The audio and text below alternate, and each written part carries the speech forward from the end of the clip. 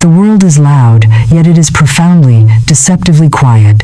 Every second of every waking hour, human beings move through public squares, corporate corridors, and domestic sanctuaries under the comfortable illusion that communication requires a mouth, vocal cords, and a shared lexicon of audible vocabulary.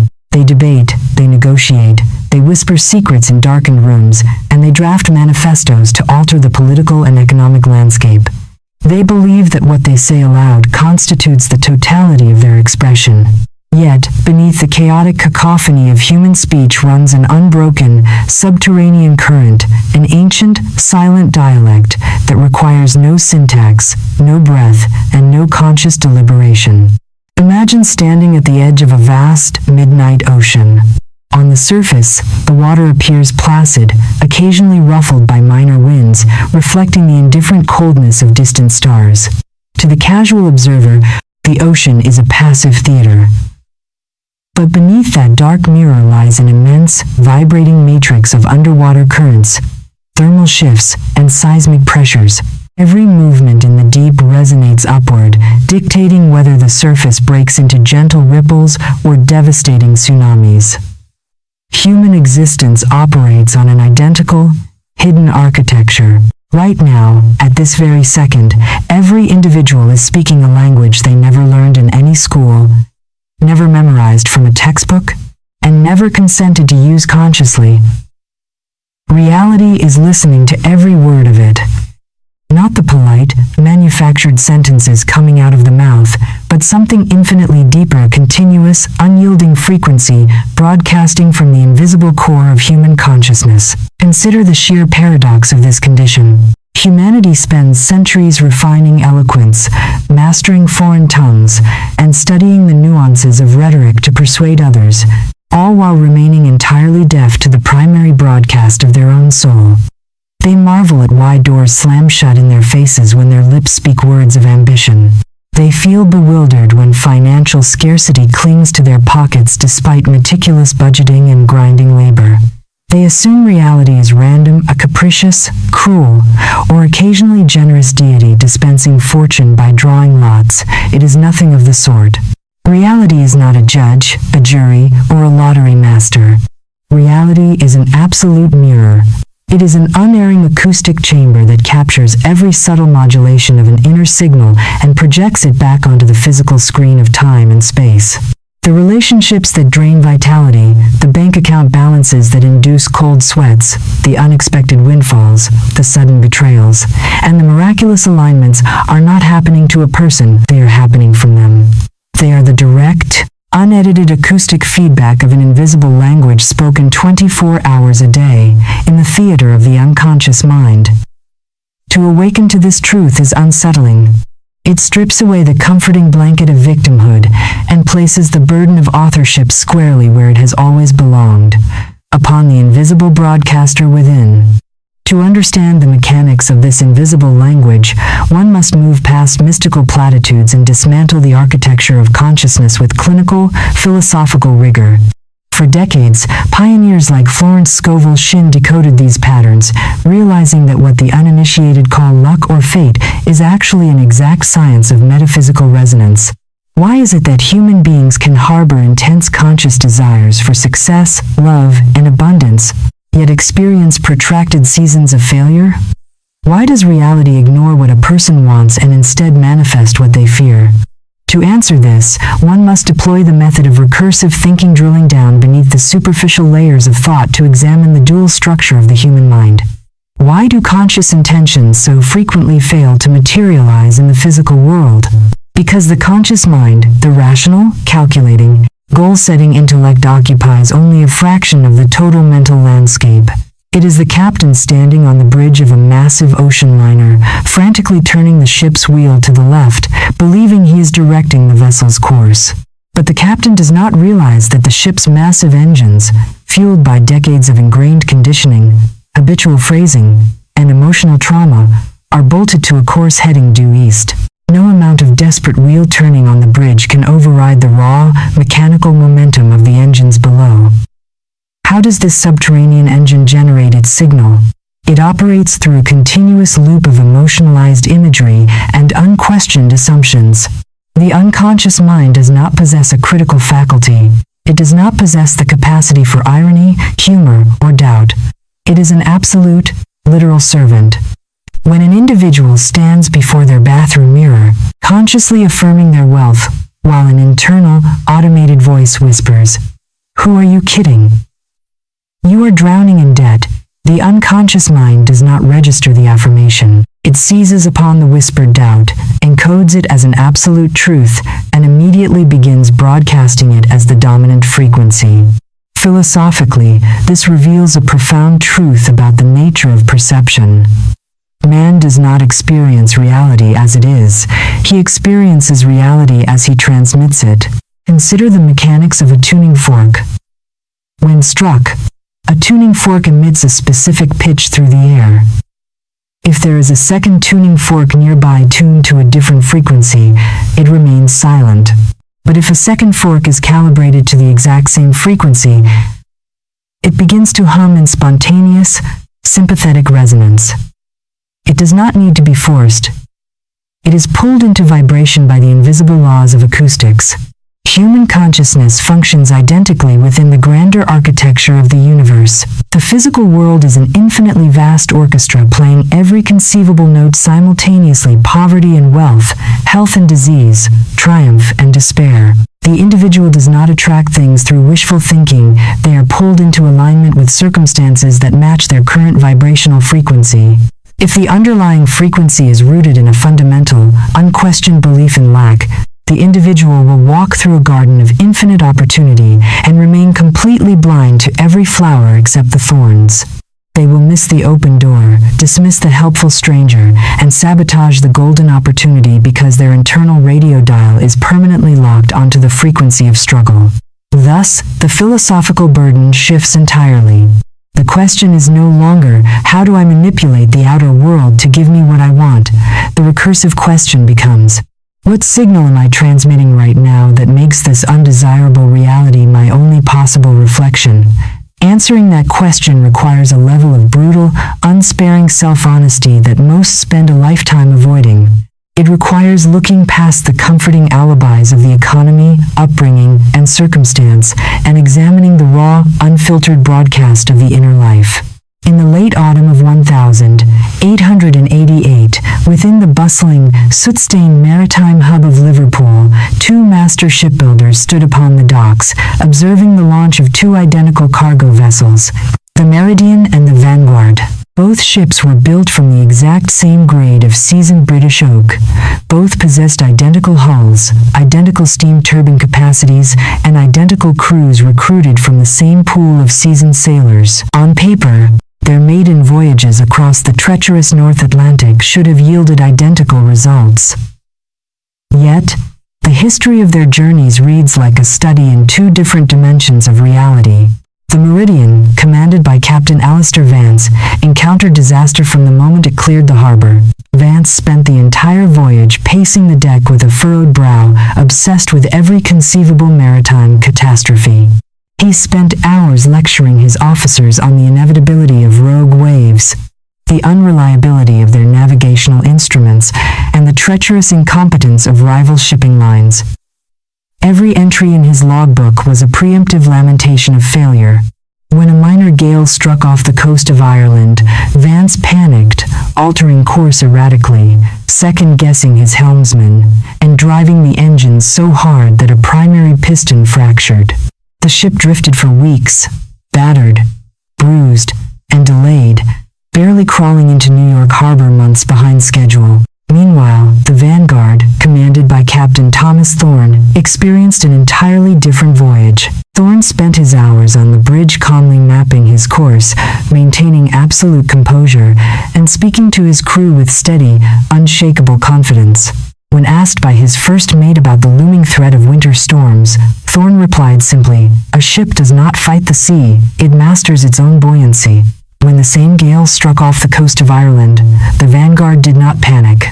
Thorne adjusted his sails to harness the momentum of the wind, gliding through the tempest with a synchronized rhythm that utilized the storm's own energy to accelerate his vessel across the Atlantic. The Vanguard docked in New York 3 days ahead of schedule, its cargo pristine, its crew vibrant, The directors of the shipping line were baffled.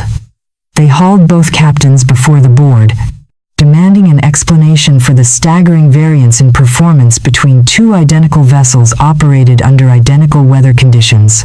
Captain Vance slammed his fist on the table, shouting about bad luck, defective steel, and the cursed temperament of the North Atlantic gales. He listed every external variable that had conspired against him, convinced of his status as a victim of hostile circumstance.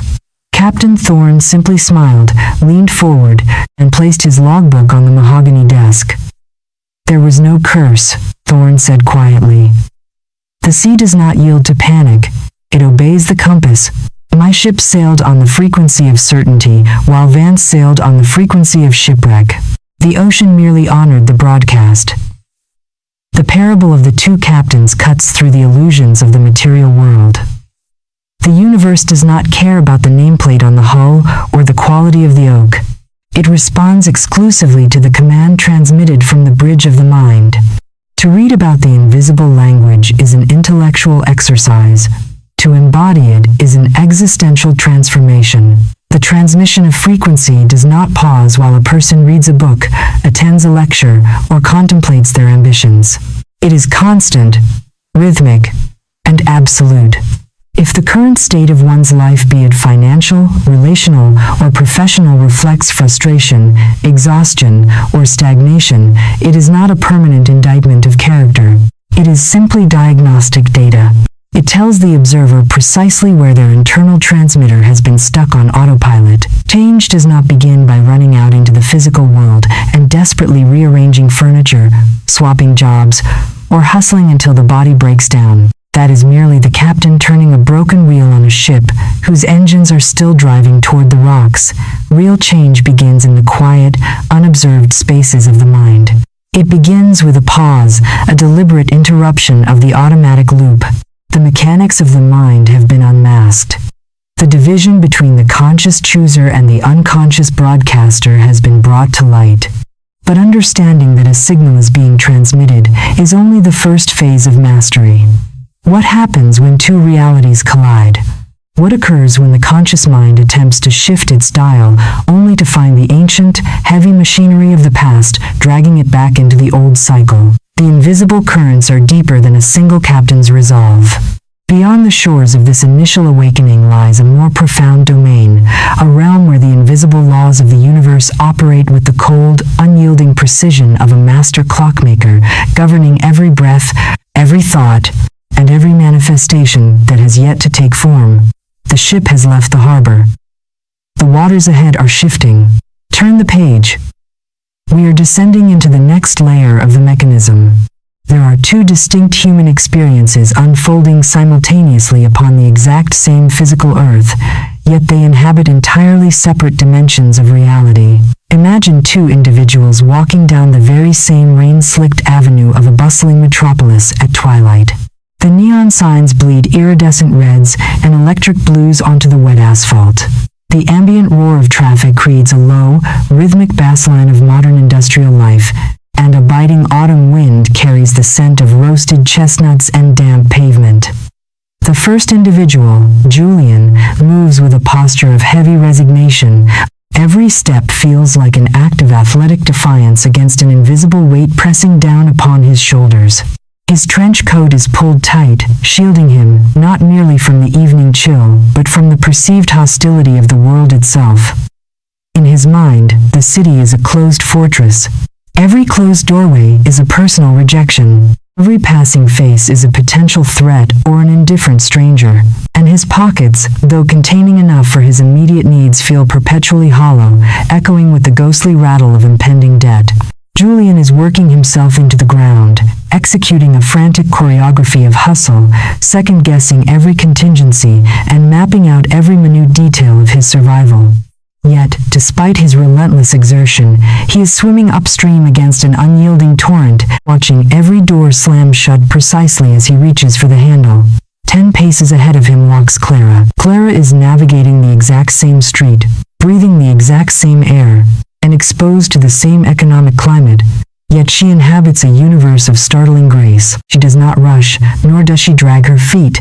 She moves with the fluid, unhurried cadence of someone who knows the tide is carrying her precisely where she belongs. As she walks, a vintage bookstore catches her eye, and as she wanders inside on a whim, the proprietor is unboxing a rare first edition she has sought for months.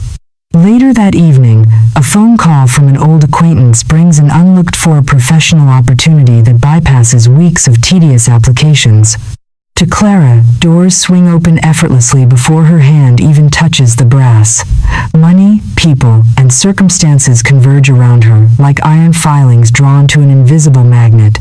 The casual observer gazes upon this glaring disparity and immediately reaches for lazy, comforting illusions. They mutter words like privilege, connections, good luck, or genetic lottery. They comfort themselves with the notion that Clara was born under a fortunate star, endowed with an unfair head start in the cosmic race, while Julian was cursed with a cruel, indifferent destiny. But this explanation collapses under the weight of objective scrutiny. Privilege, while real in its structural manifestations, cannot account for the sudden, inexplicable shifts in fortune experienced by individuals who rise from total obscurity, nor can it explain why well-born heirs frequently squander empires while sliding into states of chronic destitution. Connections and education are mere tools, useless in the hands of an operator whose internal mechanics are broken. The gap between Julian's struggle and Clara's effortless grace is not random. It is not a matter of luck, or geography, or stellar alignment. It is frequency. And the moment one dares to examine the mechanics of this frequency, the comforting veil of accidental fate is torn away forever.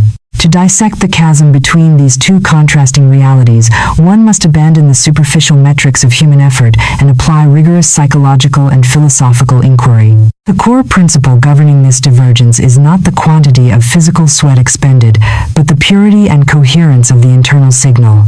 Why does physical labor and meticulous contingency planning so often yield exhaustion rather than abundance, while effortless alignment produces magnificent results? To answer this requires a descent into the mechanics of resistance. When Julian plans every detail of his day, he is not operating from a foundation of creative vision, he is operating from a baseline of profound fear. Every spreadsheet he drafts, every backup plan he formulates, and every hour of overtime he logs is saturated with an underlying, unspoken premise. If I do not force this into existence, catastrophe will ensue. Philosophically, this constitutes an act of psychological violence against the self and the universe. It treats reality as an adversary that must be subdued, wrestled, and conquered through brute force. How does the mind translate this aggressive posture into physical stagnation? Through the creation of vibrational friction. When an individual approaches life with the belief that they must fight for every inch of ground, their internal broadcast becomes a chaotic cacophony of strain, doubt, and defensive posturing. The human nervous system, wired to mirror this internal state, releases chemical cascades of cortisol and adrenaline that narrow perception. Julian literally becomes blind to the opportunities right in front of him because his biological and psychological apparatus is locked into survival combat mode. Consider the philosophical insights of classical Hermeticism, which posited that all is mind and that the universe operates by immutable mental laws. If reality is a mental projection, then struggle is nothing more than a manifestation of internal contradiction. When Julian pushes harder against his circumstances, he is pushing against his own projected reflection. The harder he strikes the mirror, the more aggressively the mirror strikes back. Clara, by contrast, operates from an entirely different philosophical paradigm. She understands intuitively or through deep inner alignment that creation does not require exhaustion, it requires permission. Why does Clara's reality yield so effortlessly to her presence? Because her internal radio dial is calibrated to receptivity rather than conquest. When Clara sets an intention, her conscious mind and her unconscious machinery are not at war. There is no background chorus whispering of lack or unworthiness. Her internal broadcast is steady, clear, and absolute. All that I require is already moving toward me. Because her frequency is clear of resistance, her perceptual field expands. Her senses remain open, fluid, and attuned to synchronicities.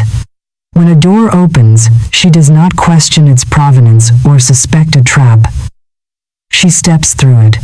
When money is needed, her mind remains calm enough to perceive the creative avenue through which it arrives.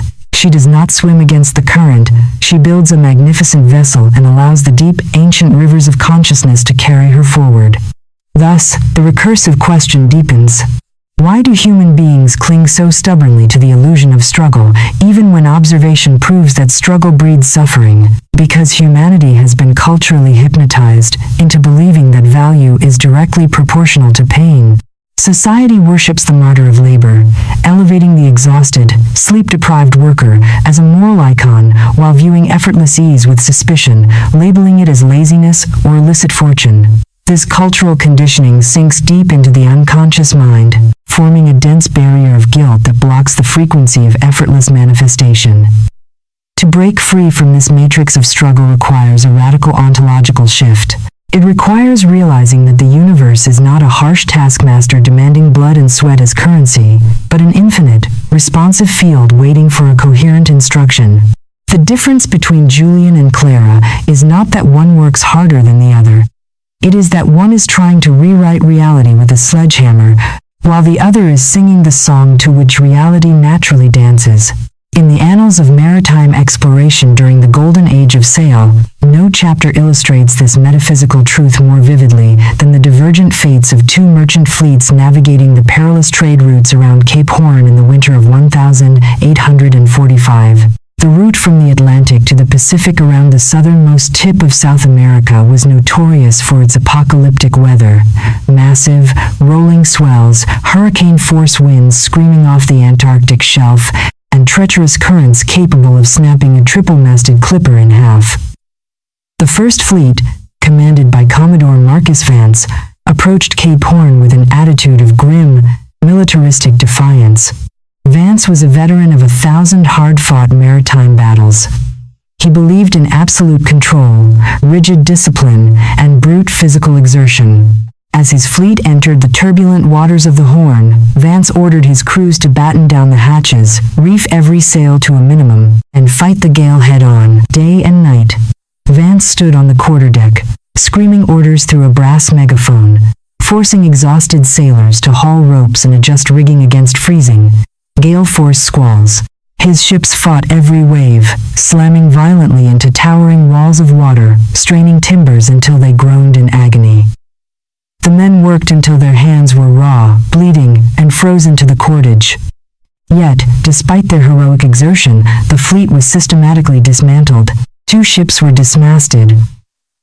One was driven onto jagged offshore rocks, and the remainder limped into Valparaiso months behind schedule. Their hulls scarred, their crews broken by exhaustion, and their cargo ruined by seawater. The Second Fleet, arriving 3 weeks later, was commanded by Captain Julian Thorne, a man known among sailors as an eccentric who spent more time observing the flight of albatrosses and the swells of the ocean than shouting orders. Thorne approached Cape Horn with a profound understanding of natural law. He knew that no human vessel could overpower the raw, titanic fury of the Antarctic winds through muscle alone. As his fleet encountered the tempest, Thorne did not order his men to fight the storm. Instead, he studied the rhythm of the swells and the drift of the currents.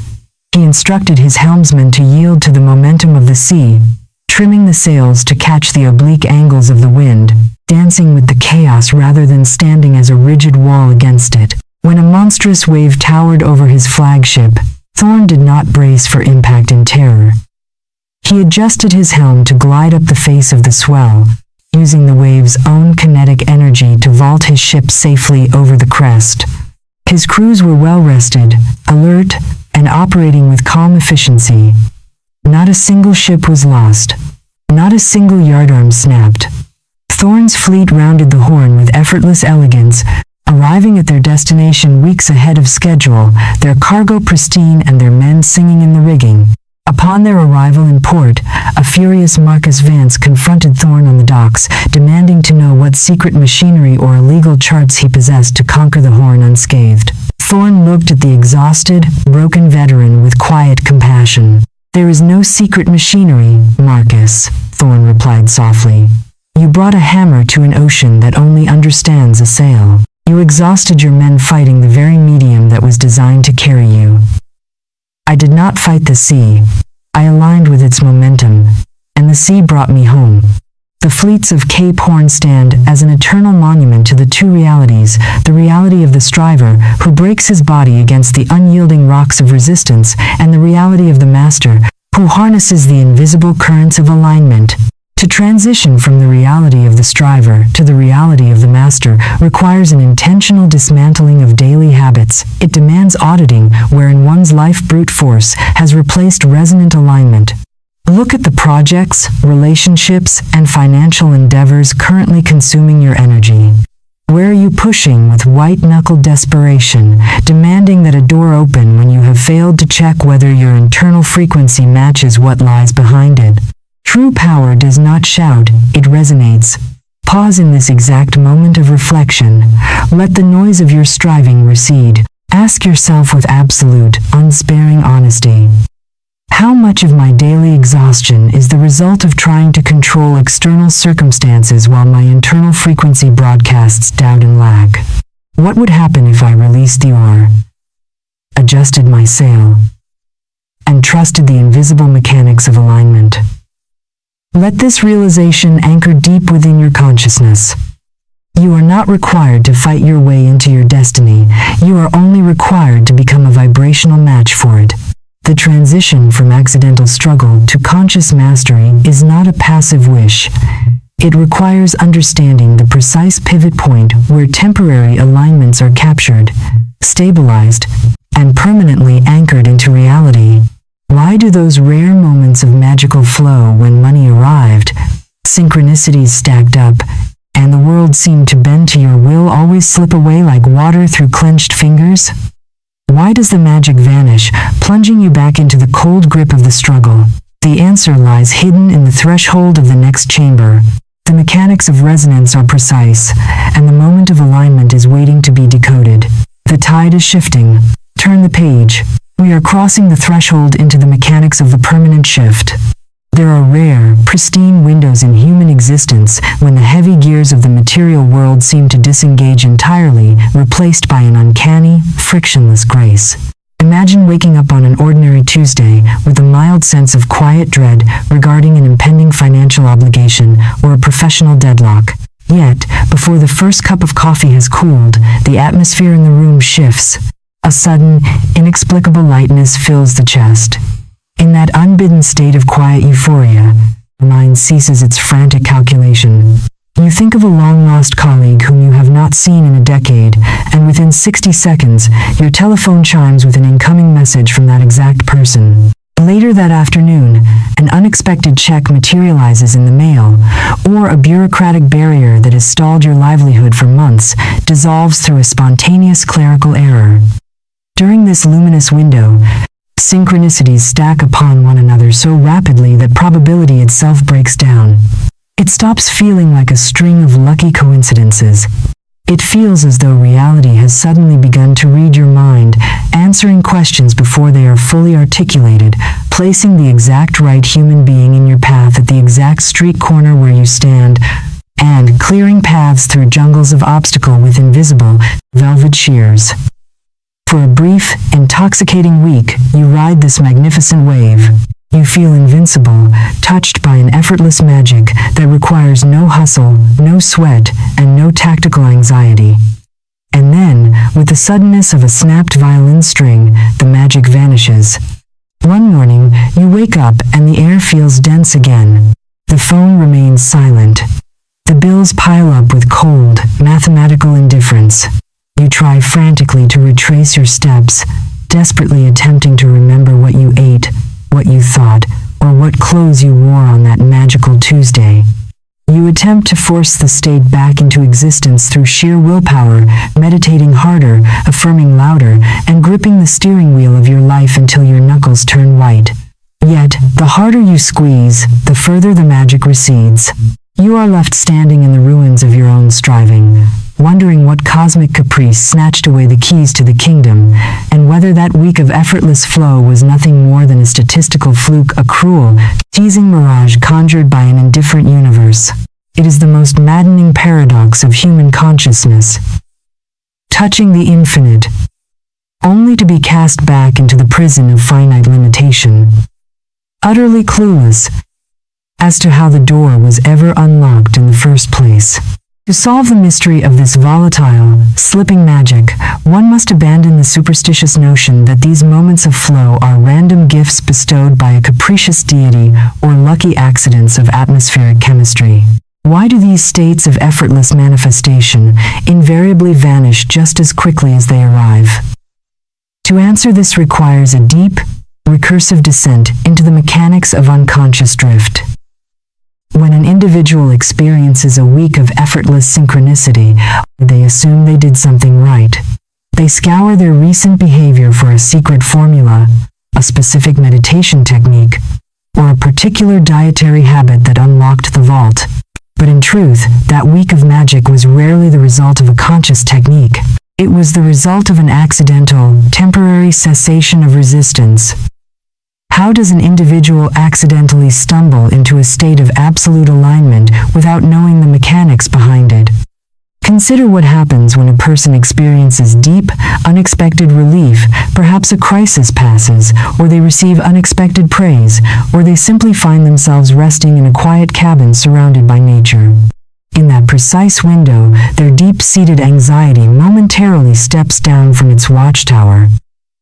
The unconscious mind stops broadcasting its background, emergency signal of lack and survival. For a few brief days, the internal noise floor drops to zero. The moment internal resistance drops to zero, the natural, infinite abundance of the universe rushes in to fill the vacuum. It is identical to opening a valve on a pressurized pipe. Water does not need to be coaxed or forced through the pipe. It flows automatically because the blockage has been removed. Why, then, does the flow inevitably collapse back into struggle? Because the moment the individual notices the magic occurring, the moment the ego steps in and says, "Look at how well things are working. How do I keep this going?" a subtle, toxic wave of psychological clinging is introduced. The thought "I must hold on to this" carries the hidden, vibrating frequency of "I am terrified of losing this, because deep down, I believe it is temporary and unearned." The moment that fear of loss is introduced, the internal resistance engine fires back up. The unconscious mind resumes its familiar, comfortable broadcast of scarcity and vigilance. The radio dial is jerked away from the station of abundance, and the static of struggle returns with a vengeance. Philosophically, this reveals a profound truth about the human condition. Humanity is addicted to its own friction. We are so accustomed to defining our identity through the struggle of overcoming obstacles that when effortless ease arrives, the ego feels profoundly destabilized. Without a problem to solve, an enemy to fight, or a crisis to manage, the ego panics, feeling that its very existence is threatened. It manufactures worry out of thin air simply to feel useful again, unconsciously sabotaging the alignment just to return to the familiar, predictable battlefield of friction. Thus, the recursive question sharpens to a razor's edge. How can an individual transition from accidentally stumbling into these states of grace to permanently stabilizing their frequency, anchoring themselves in a state of continuous, effortless manifestation? The answer requires moving past the addictive cycle of trying to chase the feeling through external mechanics. You cannot capture a bird by tightening your fist around it. You can only open your hand and let it rest there. Stabilizing the frequency requires mastering the art of non-attachment to the manifestation itself. Recognizing that the external events, the money, the phone calls, the opportunities are not the source of the power, but merely the secondary shadow cast by an inner state of unshakable peace. Until an individual learns to remain calm and anchored in the absence of evidence, they will forever remain a victim of the pendulum, swinging wildly between weeks of magical grace and months of exhausting drought. In the remote valleys of the High Caucasus during the late 18th century, a legendary community of hermits known as the Keepers of the White Well practiced an ancient, closely guarded art of irrigation that baffled travelers from the imperial capitals of Europe. While surrounding agricultural villages labored from dawn until dusk, hauling heavy wooden buckets of water up steep mountain terraces to nurse their parched crops, sweating, straining, and frequently watching their harvests wither under the scorching summer sun, the Keepers of the White Well engaged in no such physical labor. Their fields were lush, emerald-green orchards of figs, pomegranates, and wheat that flourished even during the most punishing droughts. Yet, visitors who spied upon their farming methods witnessed something bizarre. The keepers spent their days sitting quietly around a deep, ancient stone basin at the center of their village, singing rhythmic, wordless melodies and tending to the purity of the water within the basin. They did not dig trenches during the heat of the day. They did not haul buckets. They simply maintained a profound, unbroken stillness around the central spring.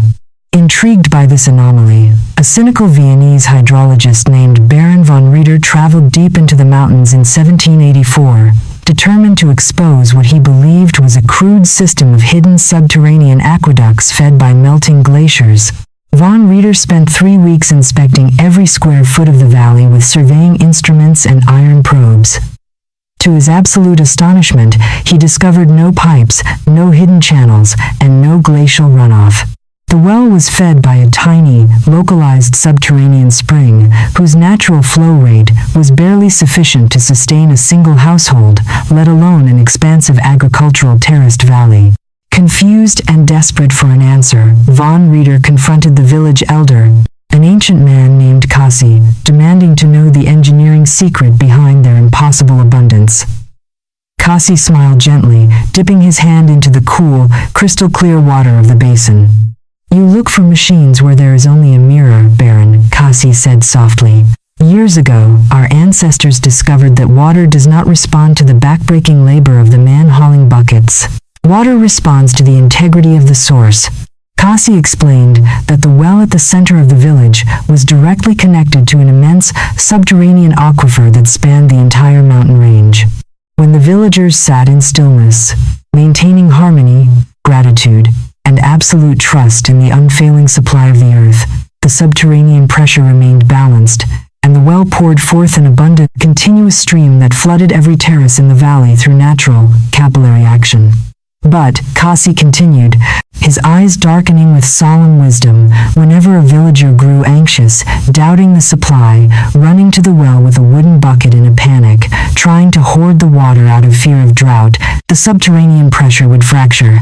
The well would sink, the waters would recede, and the fields would turn to dust until the village collectively remembered how to sit in stillness and restore the inner resonance.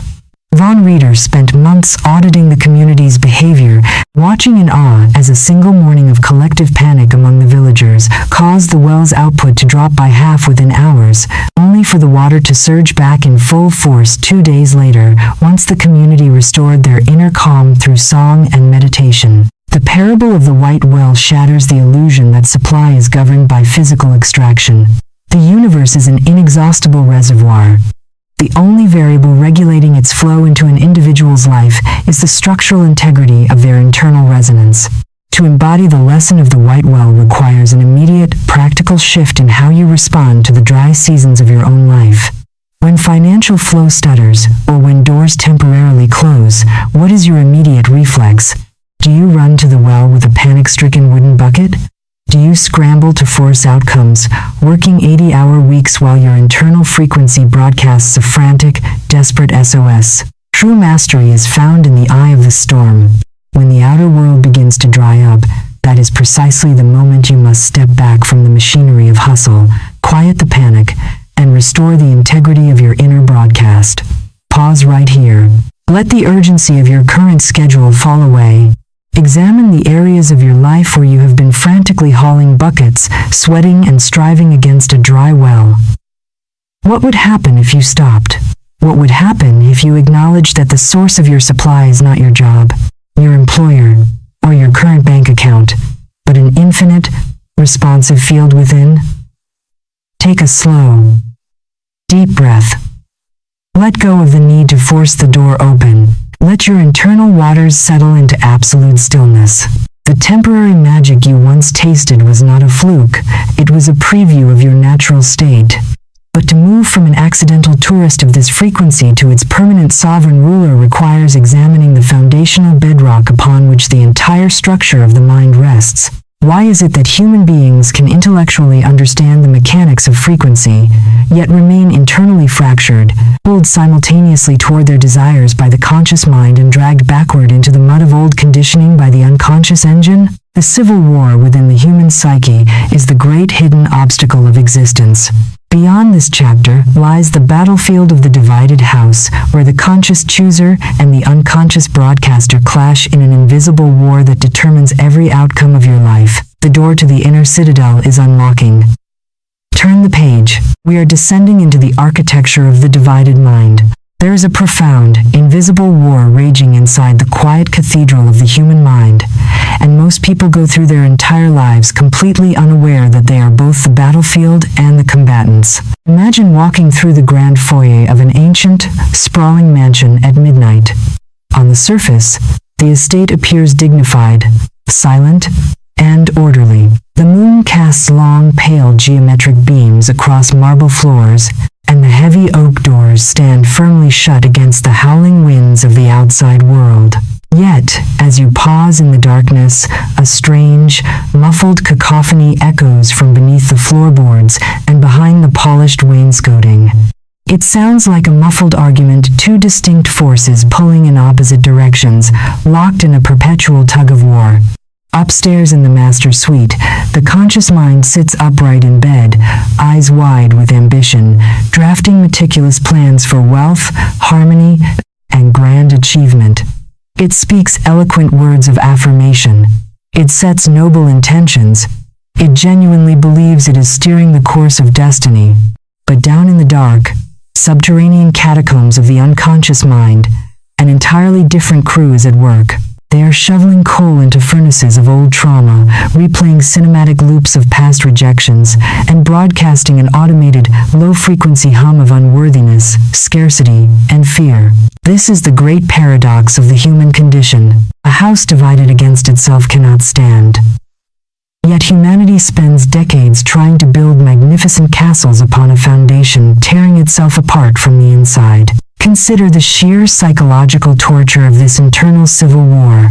On the conscious level, an individual desperately desires financial freedom. They visualize a thriving enterprise, balance sheets running in the black, and the serene peace of a secure future. They take courses, read strategic manuals, and repeat optimistic mantras with unyielding resolve. Yet, when they sit down to execute their plans, an invisible anchor drags at their heels. They procrastinate. They sabotage golden opportunities at the 11th hour.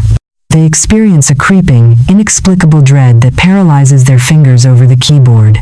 They wonder why their conscious grit dissolves into a puddle of self-doubt the moment the stakes are raised. They assume they are simply lazy. They berate themselves for lacking discipline. They look in the mirror and whisper words of condemnation, failing to realize that discipline is completely irrelevant when the engine of the psyche is jammed in reverse. Reality stands outside this divided house, utterly paralyzed by the contradiction. The universe cannot deliver the abundance requested by the conscious mind because the unconscious mind is screaming a simultaneous, deafening no. Reality does not respond to confused demands, split allegiances, or double-minded petitions. It responds to the net vector of the broadcast, and when two forces pull in exact opposition, the net result is absolute, unyielding stagnation. To heal this internal fracture and master the mechanics of reality creation, one must dissect the architecture of the human psyche with uncompromising psychological and philosophical precision, drawing directly upon the pioneering frameworks codified by Florence Scovel Shinn and the deepest insights of depth psychology. Why does the human mind default to this radical division between conscious intention and unconscious conditioning? To answer this, one must examine the evolutionary mechanics of survival versus creation. The conscious mind is the late arriving tenant of the psychic estate. It is rational, analytical, goal-oriented, and capable of abstract future casting. It can evaluate a situation, weigh probabilities, and decide to pivot toward a new horizon. The unconscious mind, by contrast, is an ancient, automated powerhouse. It evolved to keep the organism alive in a world of immediate, physical peril. It operates through pattern recognition, habit formation, and emotional imprinting. Once a pattern is repeated enough times, whether it is the emotional sting of childhood poverty, the sting of a failed enterprise, or the casual, limiting remarks dropped by authority figures decades ago, the unconscious mind locks that pattern into its permanent neural wiring. It automates the response so the conscious mind does not have to waste precious energy thinking about it. How does this automated machinery actively sabotage the conscious desires of the individual? Because the unconscious mind treats its old patterns as absolute laws of survival. If an individual grew up in an environment where money was scarce and fought over, their unconscious mind encoded a primal survival rule. Money equals danger, conflict, and pain. Decades later, when that same individual, now an adult, consciously sets an intention to accumulate wealth, their conscious mind sees a noble goal of freedom and security. But the ancient unconscious machinery down below panics, viewing that conscious desire not as a blessing, but as an existential threat to the organism's established safety protocols. The unconscious immediately deploys a counter-frequency. It floods the body with subtle anxiety, generates fatigue, or manufactures self-sabotaging behaviors to pull the individual back into the familiar, predictable zone of lack where it feels safe. Philosophically, what does this reveal about the nature of human suffering? It proves that man's primary obstacle is never external circumstance, economic recession, or bad luck. Man's only real adversary is the unexamined, divided house within his own consciousness. Consider the classic philosophical principle of non-duality applied to the mind. As long as there is an internal civil war, as long as the conscious mind pulls toward the light while the unconscious mind drags toward the shadows, the individual's energy is locked in a state of eternal self-canceling friction. It is like an engine firing its spark plugs while simultaneously stepping hard on the brakes. The engine screams, smoke billows from the tires, but the car remains bolted to the asphalt. To break this deadlock requires moving past the superficial level of positive thinking. Merely painting the walls of the mansion will not stop the foundation from crumbling. The recursive question that must be asked is, how does one bridge the chasm between the conscious chooser and the unconscious broadcaster? The bridge is built through radical self-observation and patient, relentless emotional reprogramming. It requires dragging the hidden fears, ancient assumptions, and automated self-sabotaging scripts out of the dark catacombs of the unconscious and exposing them to the healing light of conscious awareness. The moment an unconscious pattern is brought into the light, the moment the individual stops hiding from their own internal contradictions and faces them with unflinching honesty, the automatic grip of the pattern begins to dissolve. The house ceases to be divided. The engine and the steering wheel finally point toward the same horizon. In the early spring of 1812, during the height of the Peninsular War across the rugged terrain of the Iberian Peninsula, a legendary military engineer named Colonel Jean-Luc Moreau was tasked by the Allied command with constructing an impregnable fortress atop the high limestone cliffs of Alcantara to secure a vital strategic river crossing. Moreau was a master of classical fortification geometry. On paper, his blueprints were breathtaking works of architectural art. He designed soaring curtain walls, deep moats, reinforced bastions, and intersecting fields of fire that could theoretically repel an entire invading army. Construction began with relentless energy. Thousands of laborers hauled tons of granite blocks up the steep incline under Moreau's exacting supervision. For weeks, the fortress rose majestically against the Spanish sky, appearing invulnerable to the naked eye. Yet, an invisible disaster was unfolding beneath the surface. Unknown to Moreau, his two chief foreman men, who had inherited an ancient, bitter family feud dating back to their villages in the French Pyrenees, were engaged in a silent, savage sabotage of the construction. While Moreau stood on the upper ramparts during the day, inspecting the stone masonry and issuing grand operational strategies, the two foremen worked against each other every single night in the dark foundations.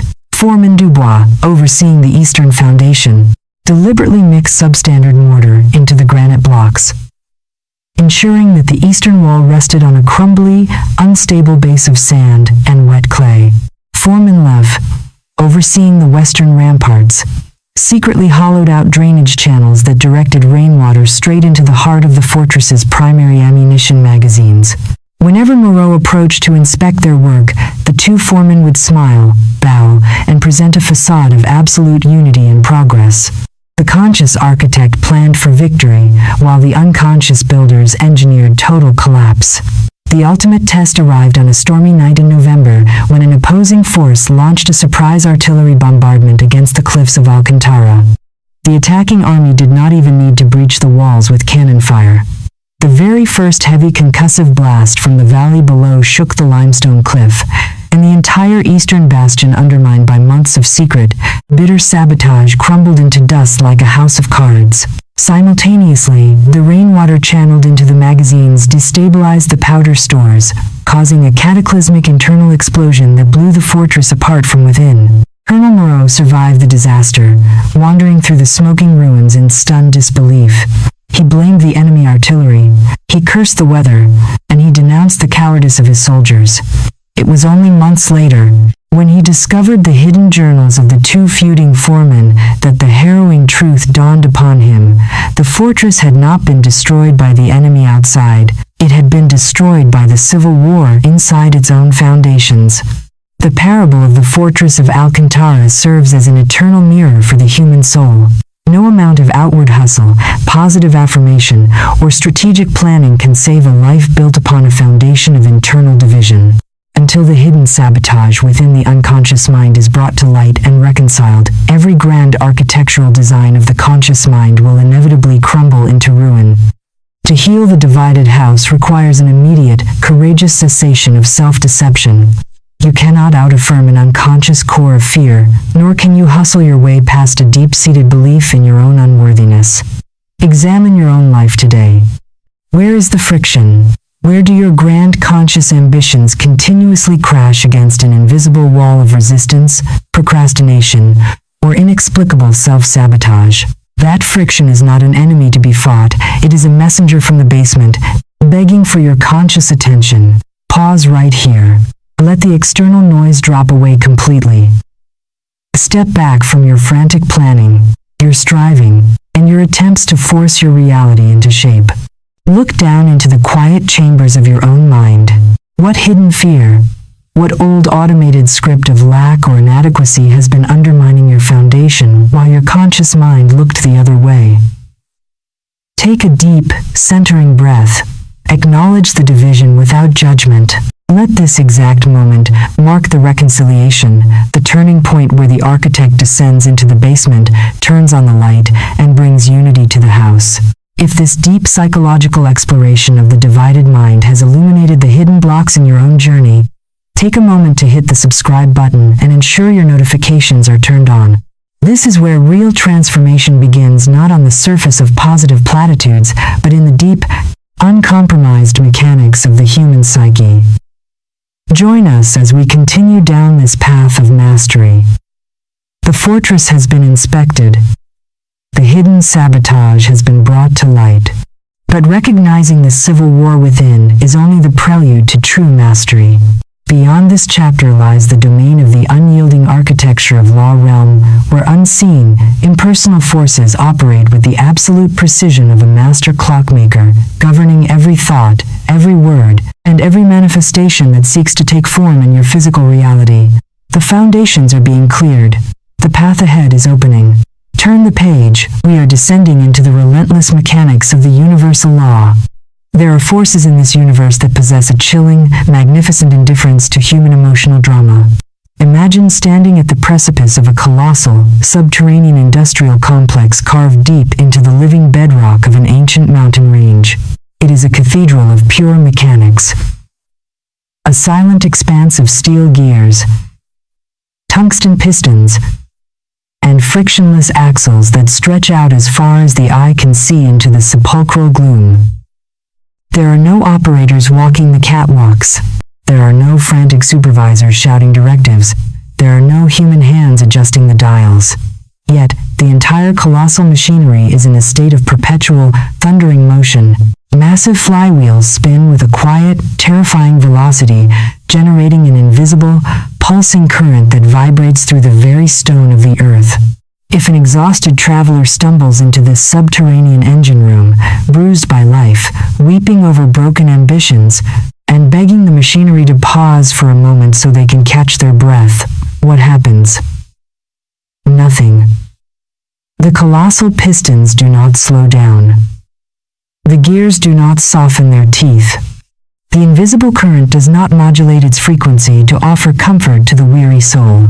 The machine does not hate the traveler, nor does it love them. It does not take weekends off, it does not pause while the world sleeps, and it cannot be bribed, negotiated with, or swayed by tears of regret. It operates with an absolute, relentless precision that honors only one thing: the mechanical interaction of the parts fed into its maw. Human existence is governed by an identical, unyielding metaphysical machinery. Right now, as you sit reading these words, the laws that shape reality are functioning with that exact brand of cold, majestic impersonality. They do not care if you had a difficult childhood, an unfair employer, or a heartbreaking betrayal last Tuesday. They do not evaluate the nobility of your conscious intentions or validate the righteousness of your complaints. They respond exclusively, mechanically, and relentlessly to the actual signal being broadcast from your inner core. Consider the sheer psychological shock this realization delivers to the human ego. Humanity spends its entire existence trying to bargain with reality, pleading for exceptions, crafting elaborate justifications for why rules should be bent in their favor, and expecting the universe to act like an indulgent parent who will eventually yield to persistent whining or emotional exhaustion. Yet, reality stands as an unbending wall of mirror glass. If you press your hand against it in anger, it cuts you with your own fury. If you approach it with terror, it magnifies your dread into towering phantoms. And if you approach it with the steady, quiet alignment of a master operator, it opens with the effortless silence of a vault door. To awaken to the relentless nature of this law is the beginning of true maturity. It marks the precise moment an individual stops crying out to an empty sky and begins calibrating their internal instrumentation with cold, uncompromising precision. To grasp the full weight of this metaphysical principle, one must strip away the comforting anthropomorphic fantasies that humanity has projected onto the cosmos for millennia. The universe is not a personal deity keeping a ledger of moral merits and demerits. It is an infinite, responsive field governed by immutable laws as precise as the laws of thermodynamics or celestial mechanics. Why do human beings universally resist the idea that reality is impersonal and mechanical? Because the ego craves special treatment.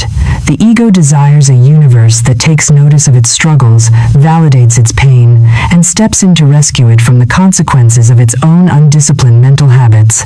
To accept that reality operates with relentless, unfeeling precision is to strip away the alibi of victimhood.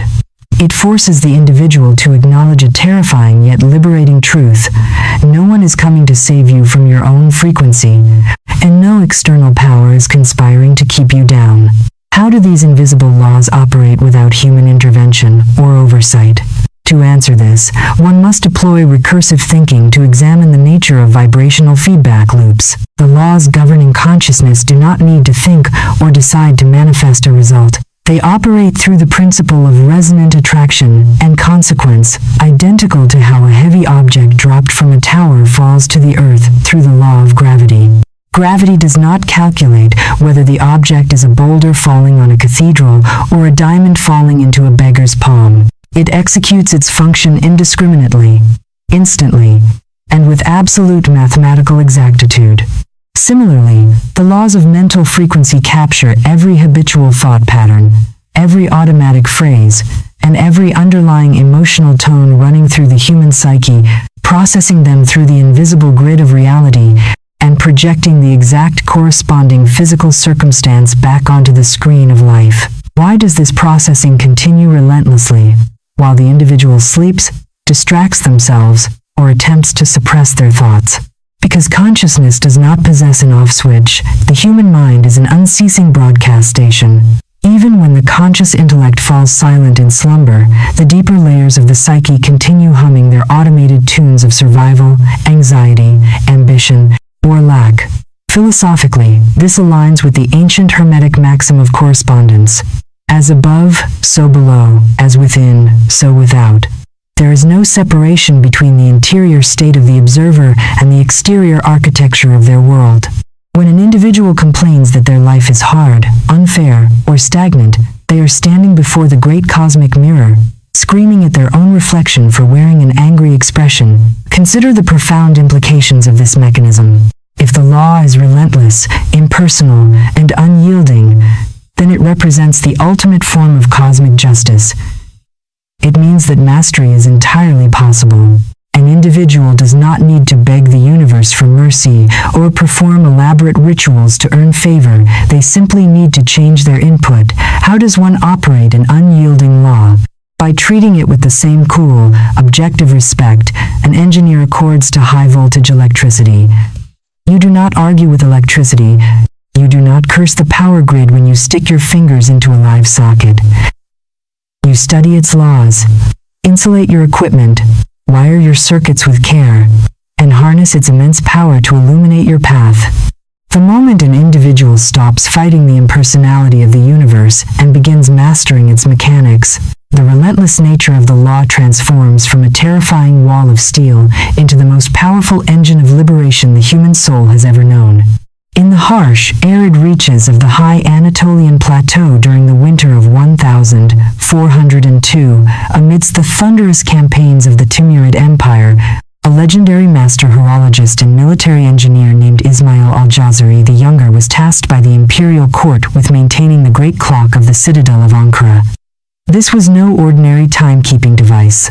It was a monumental tower of bronze, iron, and counterweights that governed the shifts of the garrison, the opening of the fortress gates, and the synchronized warning systems of the entire regional defense network.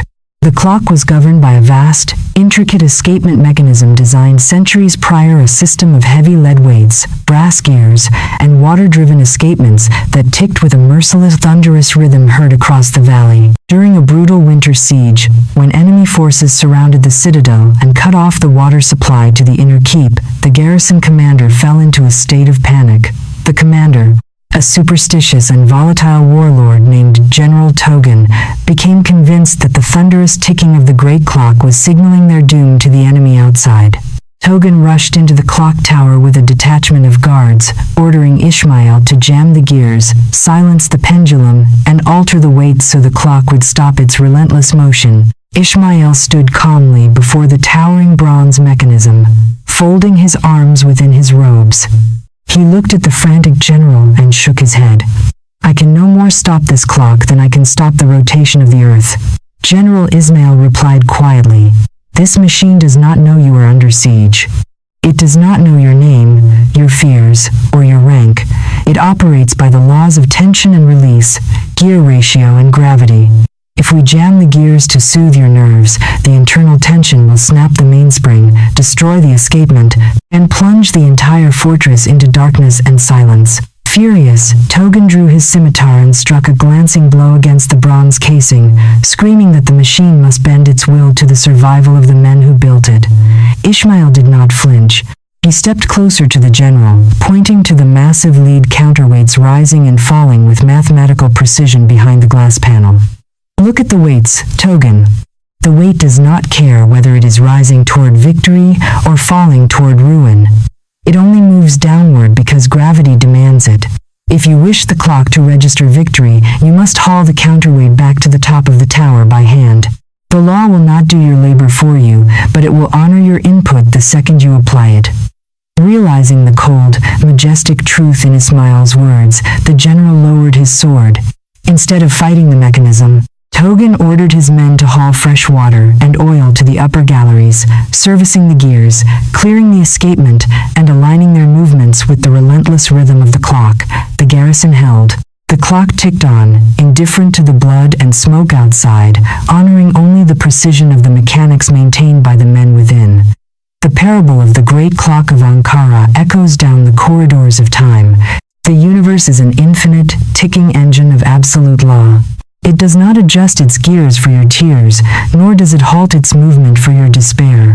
It demands that you understand its mechanics, respect its impersonality, and align your life with its unyielding rhythm. To integrate the truth of the relentless law requires an immediate cessation of all emotional bargaining with reality. Stop asking why life is treating you this way. Stop looking for someone to blame for the current state of your finances, your relationships, or your career. Recognize that your current reality is simply the mechanical output of the signal you have been broadcasting into an impersonal, perfectly responsive universe. The mechanics of the law are clear.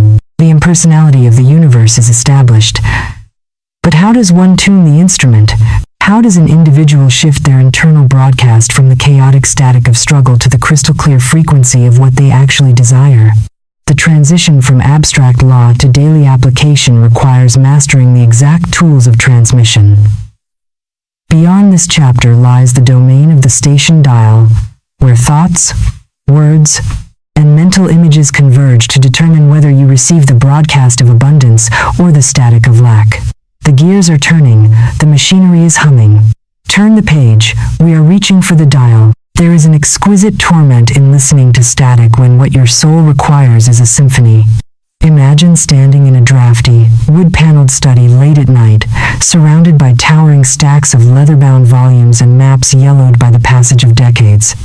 On the mahogany desk sits an antique radio receiver, a heavy, brass-trimmed cabinet of polished walnut housing, glowing vacuum tubes that cast a warm, amber light across the room. From the cloth speaker grill issues a relentless, abrasive hiss of electronic static, occasionally broken by the ghostly, distorted fragments of distant voices cutting through the ether from across continents and oceans. You lean forward, desperate to tune into a specific broadcast, a classical broadcast of magnificent orchestral clarity that you know is playing out there in the invisible ocean of waves. Your fingers twist the heavy ivory dial. You turn it a millimeter to the left, and the static grows sharper, shriller, piercing the quiet night with harsh white noise. You jerk it frantically to the right, and the voices vanish entirely into a deeper, hollow silence. Frustrated, you slam your hand down upon the desk, shouting at the wooden cabinet, cursing the atmospheric interference, the poor engineering of the vacuum tubes, and the capricious malice of the broadcast network for making the signal so elusive. Yet, the radio remains utterly innocent. Out in the invisible sea of air, thousands of distinct radio frequencies are broadcasting simultaneously with absolute, unalterable fidelity.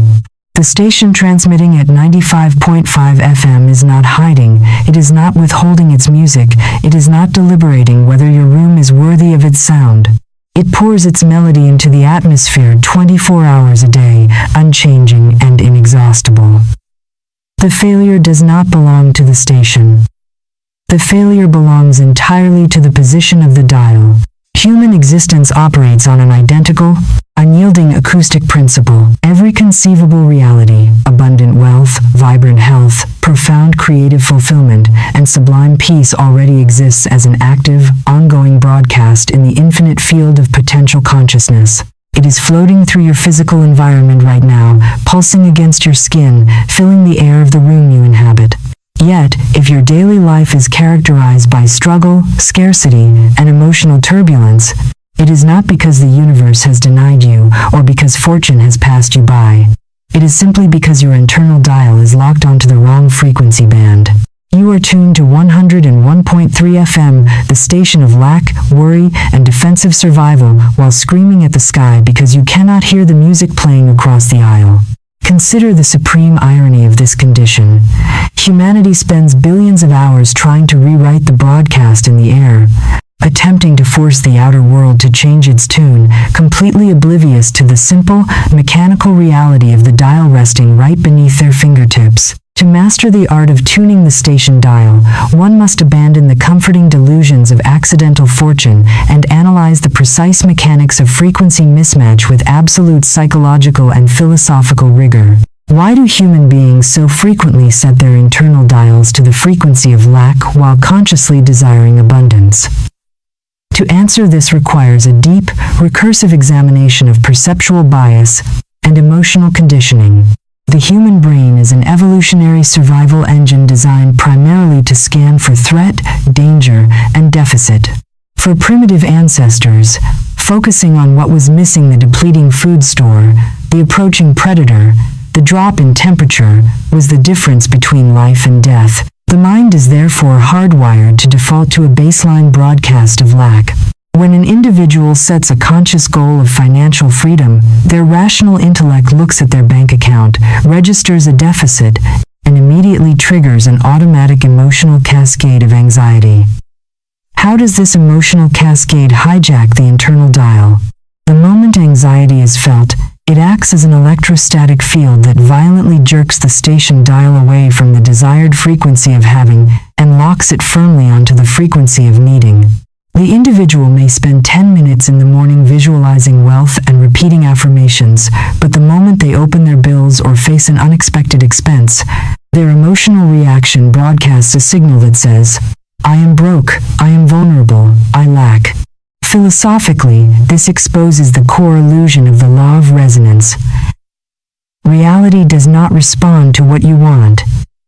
It responds exclusively to what you match. Consider the analogy of a high-precision optical lens. If you insert a lens ground to focus on a distant horizon into a microscope, you will see nothing but a blur. The microscope is not broken. The lens is simply mismatched to the focal length of the instrument. When an individual complains, I would trying to manifest success for years, but nothing ever changes, they are committing the error of the frantic radio listener. They believe that because they want the station of success, they are automatically tuned to it. They fail to realize that their habitual emotional state, their automatic phrasing, and their underlying assumptions form a permanent frequency mismatch. Why is frequency mismatch so difficult for the unawakened mind to detect? Because of the lag time inherent in physical reality. When you turn a radio dial, the sound shifts instantly. But in the realm of consciousness, physical matter possesses density and inertia. There is a temporal delay between the moment you shift your internal frequency and the moment the physical mirror catches up to reflect the new broadcast. During this lag period, the uninitiated panics. They shift their dial to abundance for 2 days, look at their bank account, see no immediate change, conclude that this philosophy doesn't work, and instantly jerk their dial back to the familiar, comfortable frequency of struggle. In doing so, they reset the cosmic clock, ensuring that the manifestation they sought is pushed another step away. To master the dial requires understanding that resonance is not a microwave oven delivering instant gratification. It is a tuning fork requiring sustained, uninterrupted pitch. You must hold the frequency in the absence of evidence. You must maintain the dial on the station of fulfillment while the static of the old reality slowly fades away, replaced by the crystal-clear symphony of your new life. During the intense naval conflicts of the early 20th century, prior to the widespread adoption of satellite telemetry, deep-sea submarine navigation relied entirely on acoustic resonance and radio frequency direction finding through complex receiver arrays. In the winter of 1917, deep within the frigid, fog-choked waters of the North Atlantic, a British submarine HMS Proteus was operating behind enemy lines, crippled by a severed antenna array that left its long-range communication systems severely impaired. Their mission was to rendezvous with an Allied supply cruiser at a secret coordinates grid off the Irish coast. But heavy electronic jamming and atmospheric storms rendered their primary navigational beacon completely silent. The captain of the Proteus, Commander Arthur Sterling, faced a terrifying dilemma. If they missed the rendezvous window by even 2 hours, they would exhaust their auxiliary diesel fuel in the storm and be forced to surface in hostile waters. A junior communications officer named Julian Vance approached the captain with a desperate proposal. He had constructed an experimental, hand-tuned crystal receiver, a delicate apparatus of copper wire, galena crystals, and cat whisker probes that could theoretically isolate weak, low-frequency acoustic beacons pulsing through the ocean currents from the supply cruiser miles away. Sterling eyed the crude, fragile contraption with skepticism. "There is too much static. Julian." The captain shouted over the roar of the diesel engines and the slamming of waves against the hull. "The storm is washing out every frequency on the band. We have tried every channel. There is nothing out there except noise." Julian did not argue. He put on the heavy leather headphones, adjusted the galena crystal by a fraction of a hair's breadth, and closed his eyes. He ignored the deafening roar of the storm outside and the frantic panic of the crew inside the cramped control room. He listened past the white noise, searching for a single, rhythmic pulse tuned to the precise vibrational signature of the cruiser's engine frequency. For hours, Julian sat motionless while the submarine plunged through black swells. The crew muttered in frustration, urging him to abandon the toy and surface. Then, Julian's hand froze on the dial. He did not turn it wildly. He made an infinitesimal, microscopic adjustment, a movement so subtle it was barely perceptible. Instantly, out of the roaring sea of static, a faint, pure, rhythmic tone cut through the headphones like a silver bell. It was the homing beacon. The cruiser was broadcasting the entire time. The submarine had simply been sweeping past it, locked onto the wrong frequency band of panic and noise. Sterling stared at the young officer in astonishment. Julian adjusted the receiver, locked the dial precisely onto the signal, and fed the directional coordinates to the helm. The Proteus altered course by 4 degrees, gliding smoothly through the eye of the storm, straight into the arms of the waiting supply fleet. As they docked safely in the lee of the cruiser, Captain Sterling patted Julian on the shoulder.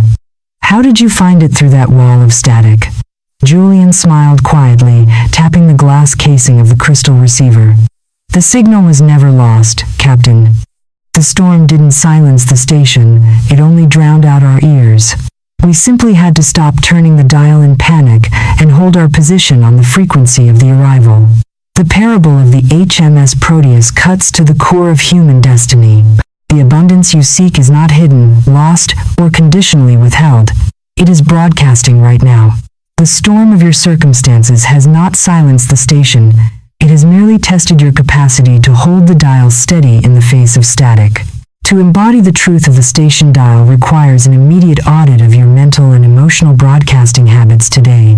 When an unexpected bill arrives, or a professional setback occurs, do you immediately grab your mental dial and spin it wildly in panic, screaming at the static?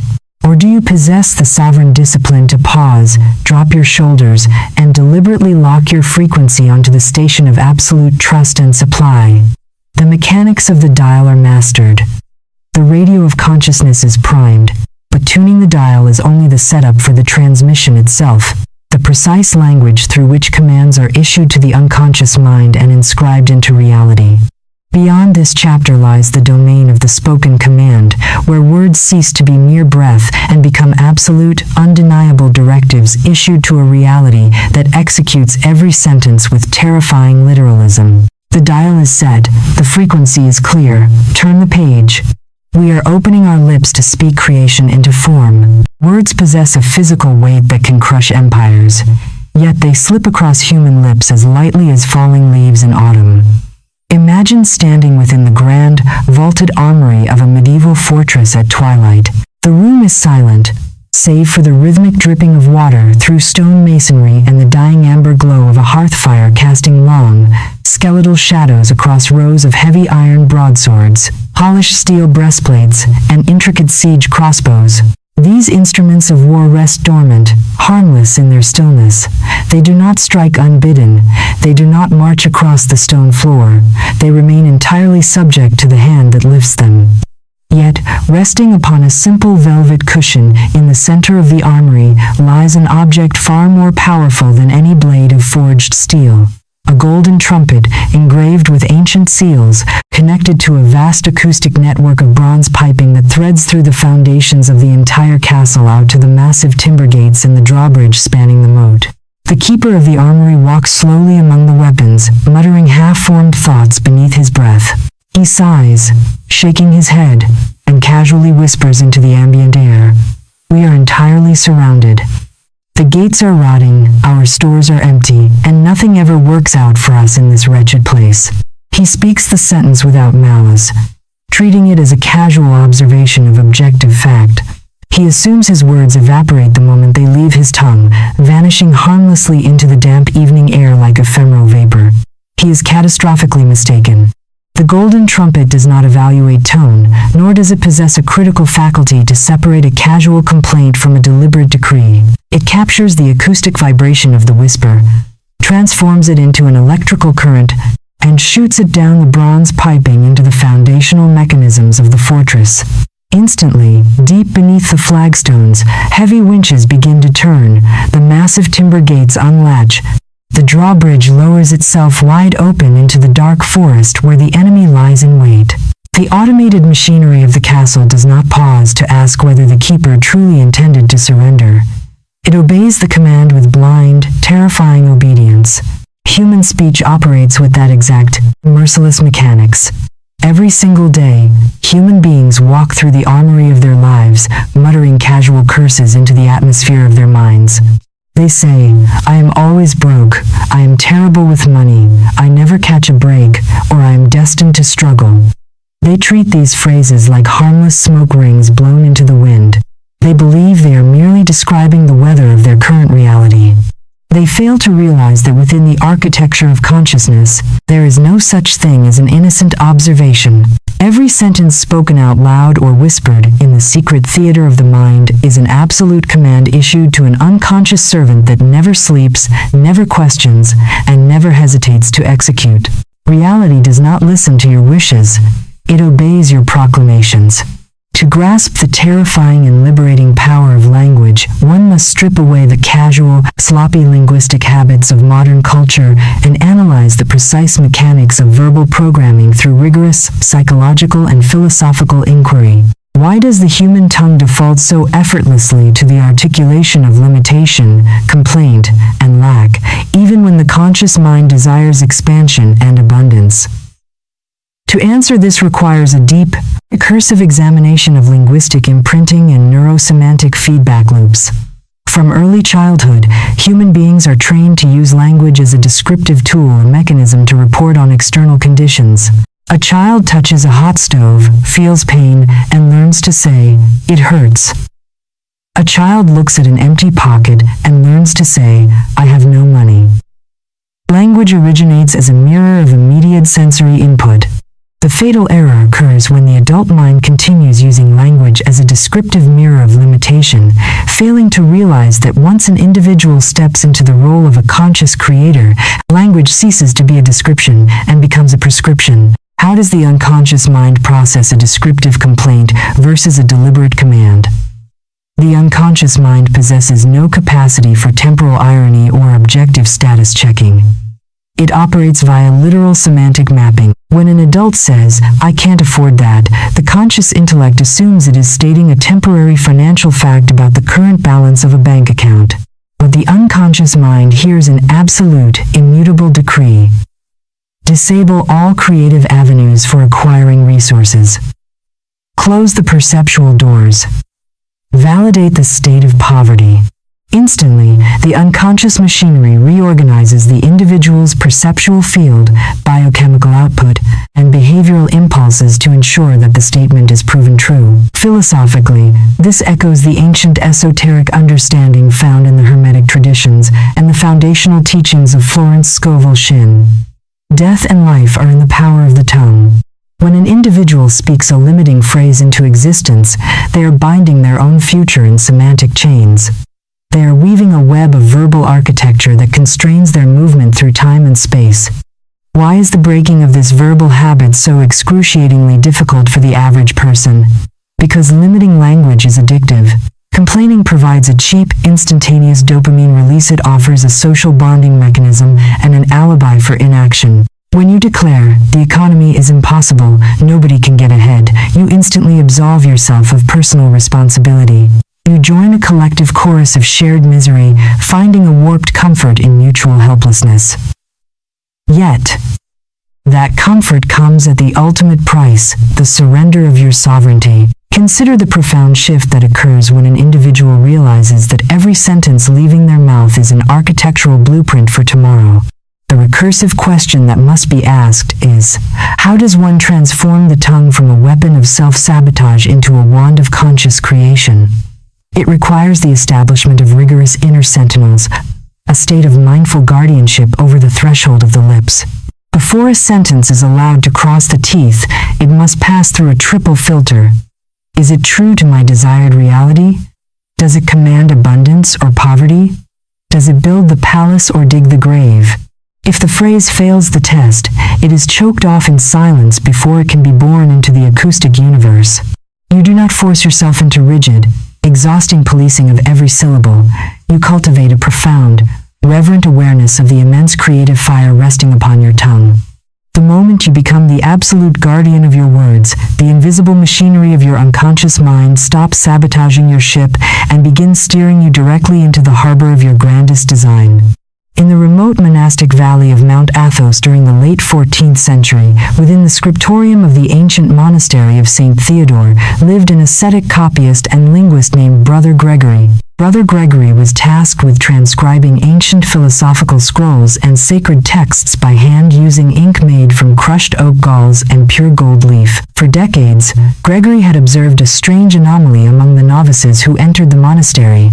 Some novices, despite working with the exact same quills, the same parchment, and the same lighting, produced exquisite, luminous manuscripts that seemed to radiate beauty, while others constantly blotted their pages, snapped their nibs, and produced sloppy, disfigured scripts that had to be burned. One evening, Gregory sought out the monastery's aged librarian, a blind centenarian named Father Ignatius, to ask for the secret behind this artisanal disparity. Ignatius smiled gently, pouring 2 cups of herbal tea in the dim candlelight of the archive room. You look for a secret in the quill, Gregory, when the secret has always lived upon the tongue, Ignatius said softly. Ignatius recounted an experiment conducted by the monastery's founders centuries prior. They had divided a group of novice copyists into 2 equal houses. The first house was permitted to speak freely throughout their labor, grumbling about hand cramps, complaining about the dim light, and muttering phrases like, "This ink is too thin, I will never finish this page, and my eyes are failing me." The second house was bound by a strict rule of linguistic discipline. No matter how difficult the labor, they were forbidden from speaking any word of lack, frustration, or self-doubt. If they encountered an obstacle, they were required to speak only words of precision, capability, and completion. The results, Ignatius noted, defied conventional explanation. The first house suffered from chronic ink spills, broken parchment, and soaring rates of physical exhaustion. Their manuscripts were chaotic and error-ridden. The second house completed their work in half the time. Their handwriting remained steady and immaculate, and their bodies maintained vibrant health throughout the grueling winter. Why? As a young Gregory asked, leaning forward in the candlelight. Does the ink care what the monk says to his neighbor? Ignatius shook his head. The ink does not care, Gregory, but the hand obeys the tongue.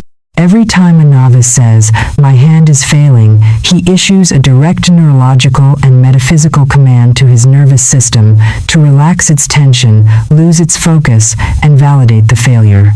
Language is not a harmless mirror, reflecting what is. Language is an architect building what will be. A man who speaks limitation builds a prison for his own fingers. Gregory returned to his scriptorium with this profound truth burning in his heart. He began to monitor every sentence that crossed his lips, catching the subtle, automated complaints of daily labor and replacing them with words of absolute precision, strength, and grace. Within months, his output transformed, and his spirit attained an unshakable, luminous peace that inspired everyone who crossed his path. The parable of the scriptorium of Mount Athos echoes across the centuries. The tongue is the pen with which reality writes your destiny. Every word you utter is an unalterable decree inscribed upon the parchment of time. To embody the truth of the spoken command requires an immediate, unyielding shift in your verbal habits today. Listen to yourself as you move through your day. Catch the casual seize control of your tongue and rewrite the decree before the acoustic vibration can strike the machinery of your unconscious mind. The command has been issued. The tongue has been brought under the governance of conscious mastery, but words are only one half of the active creative equation. Beyond the spoken command lies the silent, cinematic theater of the mind, the internal imagery that forms the architectural blueprints of your physical reality. How do you construct a world when your eyes are closed? What happens when the imagination takes hold of the steering wheel? The blueprints are being drafted. The halls of the inner mind are opening. Turn the page. We are stepping into the theater of imagination. There is a private, subterranean cinema operating inside the human skull. Imagine standing within the grand vaulted dome of an ancient observatory at midnight. The massive copper roof has rolled back, exposing a velvet expanse of starlit sky, while down below, in the center of the marble floor, rests an enormous mahogany drafting table. Upon this table lies a vast, illuminated blueprint, a complex architectural schematic of interlocking lines, spatial dimensions, and structural elevations. Now, imagine stepping closer to examine the lines of that architectural drawing. You realize with a chilling sense of vertigo that the blueprint is not static ink upon dead paper, it is alive. It is shifting, glowing, and projecting miniature, hyper-realistic cinematic scenes into the air above the table. In one corner of the table, a tiny, moving projection replays a humiliating argument from 5 years prior, complete with the exact pitch of the voice, the flush of embarrassment across the skin, and the hollow sinking feeling in the pit of the stomach. In another corner, a cinematic loop rehearses a terrifying future scenario, an empty bank account notice, a cold desk across from a hostile corporate executive, and the bitter taste of public rejection. The man standing at the drafting table is the architect, yet, he is behaving like a man possessed by a phantom director. He is not drawing palaces of triumph, gardens of abundance, or cathedrals of peace. He is frantically sketching ruins, drafting dungeons of anxiety, and feeding his own internal theater with endless, vivid reels of failure, betrayal, and decay. And here lies the great, overlooked paradox of human existence. The man curses the dilapidated state of his physical life, screaming at the universe because his actual daily experience resembles a prison cell, while every single night and throughout every waking hour, he sits at his drafting table meticulously drawing the exact blueprints of that prison. Florence Scovel Shinn identified the imagination not as a whimsical playground for children or a passive escape from reality, but as the master builder of human destiny. It is the bridge between the conscious mind and the unconscious engine. Every single image held within the mind's eye is received by the unconscious machinery with the cold, literal obedience of a construction crew handed a master design. The unconscious does not possess a filter to evaluate whether an image is healthy or harmful, desirable or destructive. It looks at the vividness of the picture, accepts it as a binding construction order, rolls up its sleeves, and immediately begins rearranging the physical molecules of time, space, and circumstance to build the structure in the physical world. You are living inside the physical manifestation of your most habitual mental imagery. If the view outside your window is bleak, you need only look back at the drafting table to discover who drew the plans. To master the mechanics of imagination, one must dismantle the comforting rationalizations of the modern intellect and examine the precise neurological and philosophical pathways of visualization through rigorous recursive inquiry. Why does the human imagination default so effortlessly to the rehearsal of worst-case scenarios, anxieties, and anticipated failures? To answer this requires a deep descent into evolutionary neuroarchitecture. The human brain evolved primarily as an anticipation engine designed to predict threat in order to ensure biological survival. Imagining worst-case scenarios was nature's way of allowing primitive man to pre-experience a predator attack or a famine in safety, thereby preparing physical reflexes for defense. The primitive survival engine equates vivid imagination with actual physical reality. When an individual sits in a comfortable chair and vividly rehearses a humiliating financial failure, their nervous system cannot tell the difference between the mental movie and the physical event. It floods the body with stress hormones, spikes blood pressure, and locks the muscular frame into a defensive posture.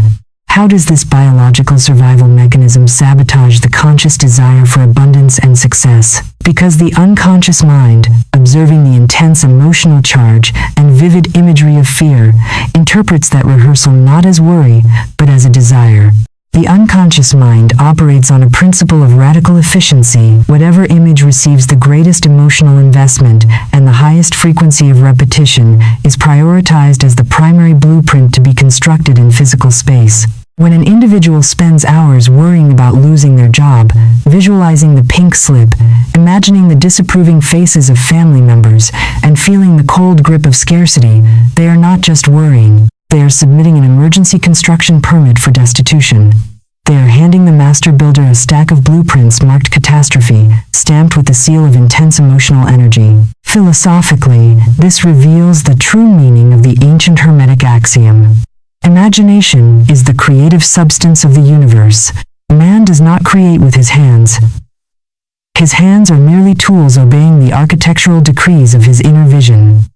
Every skyscraper, every financial institution, every broken relationship, and every triumph of human enterprise existed first as an invisible mental picture in the silent theater of the mind before it ever cast a shadow upon the earth. How does one seize control of this invisible drafting table and redirect the architectural output of the psyche? The recursive answer demands a shift from passive cinema watching to active, sovereign direction. You can no more stop the mind from forming images than you can stop the lungs from drawing breath. Imagination is an unceasing faculty. Therefore, the goal is not to silence the screen, but to change the director.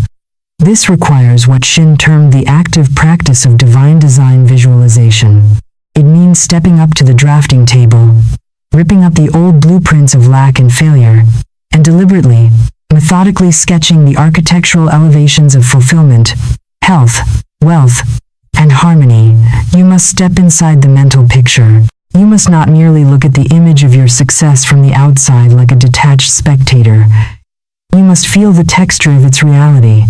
You must smell the crisp paper of the successful enterprise, feel the solid footing of financial security beneath your feet, and experience the physiological calm of a life no longer haunted by lack.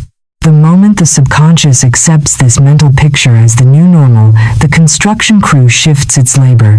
The blueprints of limitation are shredded, and the physical world begins to bend, reshape, and reorganize itself to match the new master design. During the grand rebuilding of Florence following the devastation of the mid-15th century Arno floods, the legendary civic architect and master builder Lorenzo Divani was commissioned by the merchant guilds to design the Great Dome of the Orsanmicheli Cathedral, a colossal architectural feat that had baffled engineers for generations, because the span was too wide to support traditional wooden centering scaffolds. For months, junior architects and master masons brought elaborate, sprawling blueprints to Lorenzo's drafting studio. Each design relied on brute physical force. Massive timber beams imported from the forests of the Casentino, armies of laborers hauling stone blocks with block and tackle systems, and complex scaffolding networks that threatened to bankrupt the city before construction even broke ground. Lorenzo rejected every single design with a wave of his hand. Exasperated, the head of the merchant guild, a wealthy wool merchant named Cosimo de' Pazzi, confronted Lorenzo in his drafting room. "You reject every structural plan we bring you, Master Lorenzo. The span is impossible without massive scaffolding. If you have no practical blueprints, how do you propose we build this dome before the winter rains destroy the foundations?" Lorenzo did not argue. He walked to the back of his dark, vaulted studio, drew back a heavy velvet curtain, and revealed a massive, flawless marble scale model of the cathedral dome, resting upon a pedestal of black walnut. There was no scaffolding beneath it. There were no timber supports holding it up from the floor. The dome stood entirely on its own, supported solely by an ingenious, self-locking herringbone brick pattern and an invisible distribution of downward thrust vectors that locked every stone into place through its own geometry. Cosimo stared at the model in stunned silence. "Where are the supports, Lorenzo?" How does this structure hold its own weight without the scaffolding of brute labor? Lorenzo smiled, tapping his finger gently against his temple. The scaffolding is an illusion born of lack of imagination, Cosimo. The builders you hired were designing a structure of struggle. They built plans based on what they feared would collapse. I did not design the dome from the ground up with wooden props. I envisioned the finished keystone first, and let the geometry of the design hold itself in place from the heavens down to the earth. Lorenzo explained his method. He had spent weeks sitting in absolute stillness within the skeleton of the cathedral ruins, closing his eyes and holding the vivid, unshakable mental image of the completed dome in his mind's eye until every brick, every curve, and every vector was crystal clear in his consciousness. Once the mental blueprint was absolute, the physical execution became effortless. The masons did not need to guess. They simply followed the precise mental architecture that Lorenzo had transferred from his imagination onto the physical stones. The dome was built without a single timber support, standing as an enduring testament to the architectural power of the imagination across the centuries. The parable of the Dome of Florence cuts through the illusions of physical limitation. You cannot build a life of freedom and abundance using the scaffolding of struggle and fear. You must hold the finished blueprint in your mind's eye with absolute clarity, and let the universe construct the physical reality around your vision. To embody the truth of the architectural blueprint requires an immediate, disciplined audit of the mental images playing across your internal screen today. Catch yourself when you're not with them, wingers into the murky swamps of worry, fear, and anticipated defeat. Stop the projector mid-scene, seize the pen at your drafting table, tear up the schematics of lack, and deliberately draft a vivid, unshakable picture of the reality you choose to experience. The blueprints are drawn. The master builder has received the design, but there is one final, critical trap that snares even the most dedicated practitioners of mental mastery.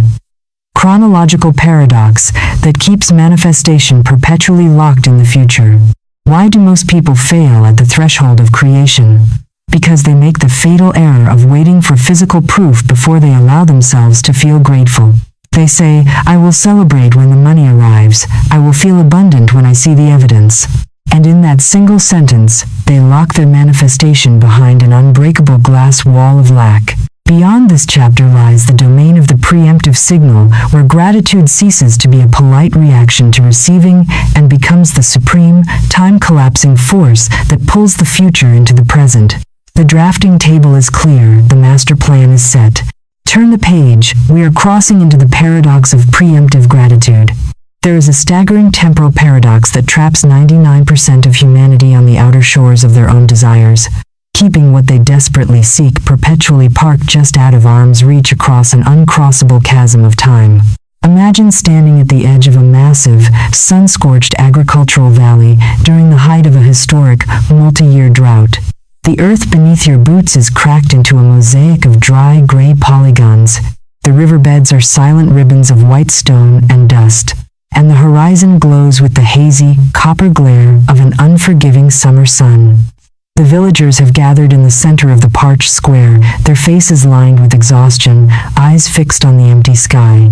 Among them stands an old farmer named Barnaby, while his neighbors stand huddled together with downcast eyes, clutching their empty clay water jars and muttering prophecies of famine. Barnaby is doing something that appears to his community to be sheer madness. He is walking through his dry, cracked olive grove, wearing a heavy canvas raincoat, carrying a wide-brimmed umbrella, and whistling a cheerful, unhurried melody as he inspects the empty irrigation trenches with an expression of serene, unshakable satisfaction. A younger farmer, half crazed by thirst and financial ruin, rushes up to Barnaby, grabs him by the lapel of his dry raincoat, and shouts in a voice raw with disbelief, "Have you lost your mind, old man? The sky is brass. There is not a cloud for 500 miles. Why are you dressed for a downpour? Why are you celebrating when our wells are choked with dust?" Barnaby does not blink. He looks at the young man with the calm, steady gaze of someone who understands a law the village has forgotten. "I am not celebrating the dust." Barnaby replies quietly, "I am wearing the coat because the rain is already here in the realm of truth. If I wait for the drops to hit my face before I show my gratitude, I am merely reacting to physical evidence. But creation does not honor reactions. It honors preparation. I thank the sky for the water while the ground is still dry, because gratitude is the key that unlocks the floodgates. The young man stares at him in bewildered silence, shaking his head at what he perceives as a dangerous delusion. Yet, human existence is governed by that exact divine paradox. The vast majority of people operate under a fundamentally backward premise. I will be grateful when the money arrives. I will feel abundant when the contract is signed. I will celebrate when the physical evidence matches my desire. They treat gratitude as a receipt, a polite, transactional thank you given to the universe only after the goods have been successfully delivered across the counter of time. And in that single inversion of logic, they slam the iron door shut on their own manifestation. They remain trapped in the perpetual frequency of waiting, of hoping, and of not yet having. Reality, acting as the absolute mirror it has always been, looks at their frequency of waiting and mirrors back an endless, unchanging horizon of tomorrow, where the goal is always coming but never quite arrives. To master the mechanics of creation, one must dismantle this transactional illusion of gratitude and examine its true ontological function through rigorous, psychological and philosophical inquiry. Why do human beings instinctively demand physical evidence before allowing themselves to feel the emotional state of fulfillment? To answer this requires a deep descent into the mechanics of sensory dependency. The unawakened human intellect is a slave to its 5 physical senses. It believes that seeing is believing, that reality can only be acknowledged when it registers upon the retinas, the fingertips, or the bank statement. When an individual attempts to manifest a new reality while remaining bound to sensory dependency, they are trapped in a perpetual feedback loop of limitation. Their bank statement says 0, their eyes register the 0, their nervous system reacts to the 0 with anxiety, and their internal broadcast confirms the 0. The physical evidence constantly feeds the mental state, and the mental state constantly recreates the physical evidence. It is an airtight prison of empirical observation. How does preemptive gratitude shatter this prison? Philosophically, preemptive gratitude is not toxic positivity, emotional self-delusion, or wishful thinking. It is an act of supreme, sovereign psychological audacity. It is the absolute recognition that the physical world is not the cause of your reality, but the shadow of it. When you offer genuine, heartfelt gratitude for a condition that has not yet manifested in physical space, you are performing a profound metaphysical shift. You are telling your unconscious mind and the responsive field of the universe, this reality is already complete in the unseen realm. I am no longer vibrating at the frequency of lack. I am operating from the frequency of ownership. Why does the unconscious mind respond with such overwhelming power to preemptive gratitude? Because gratitude is the ultimate emotional signature of having. You never feel grateful for something you are trying to get.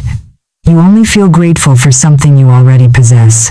When you feel genuine gratitude for wealth before your bank account reflects it, your nervous system relaxes its emergency defense posture. The biochemical cascades of stress, cortisol, and scarcity cease. Your posture shifts, your breathing deepens, and your perceptual field opens up to perceive creative opportunities that were previously invisible to your panicked eyes. Consider the recursive principle at the heart of this mechanism. How does gratitude collapse time between desire and physical manifestation?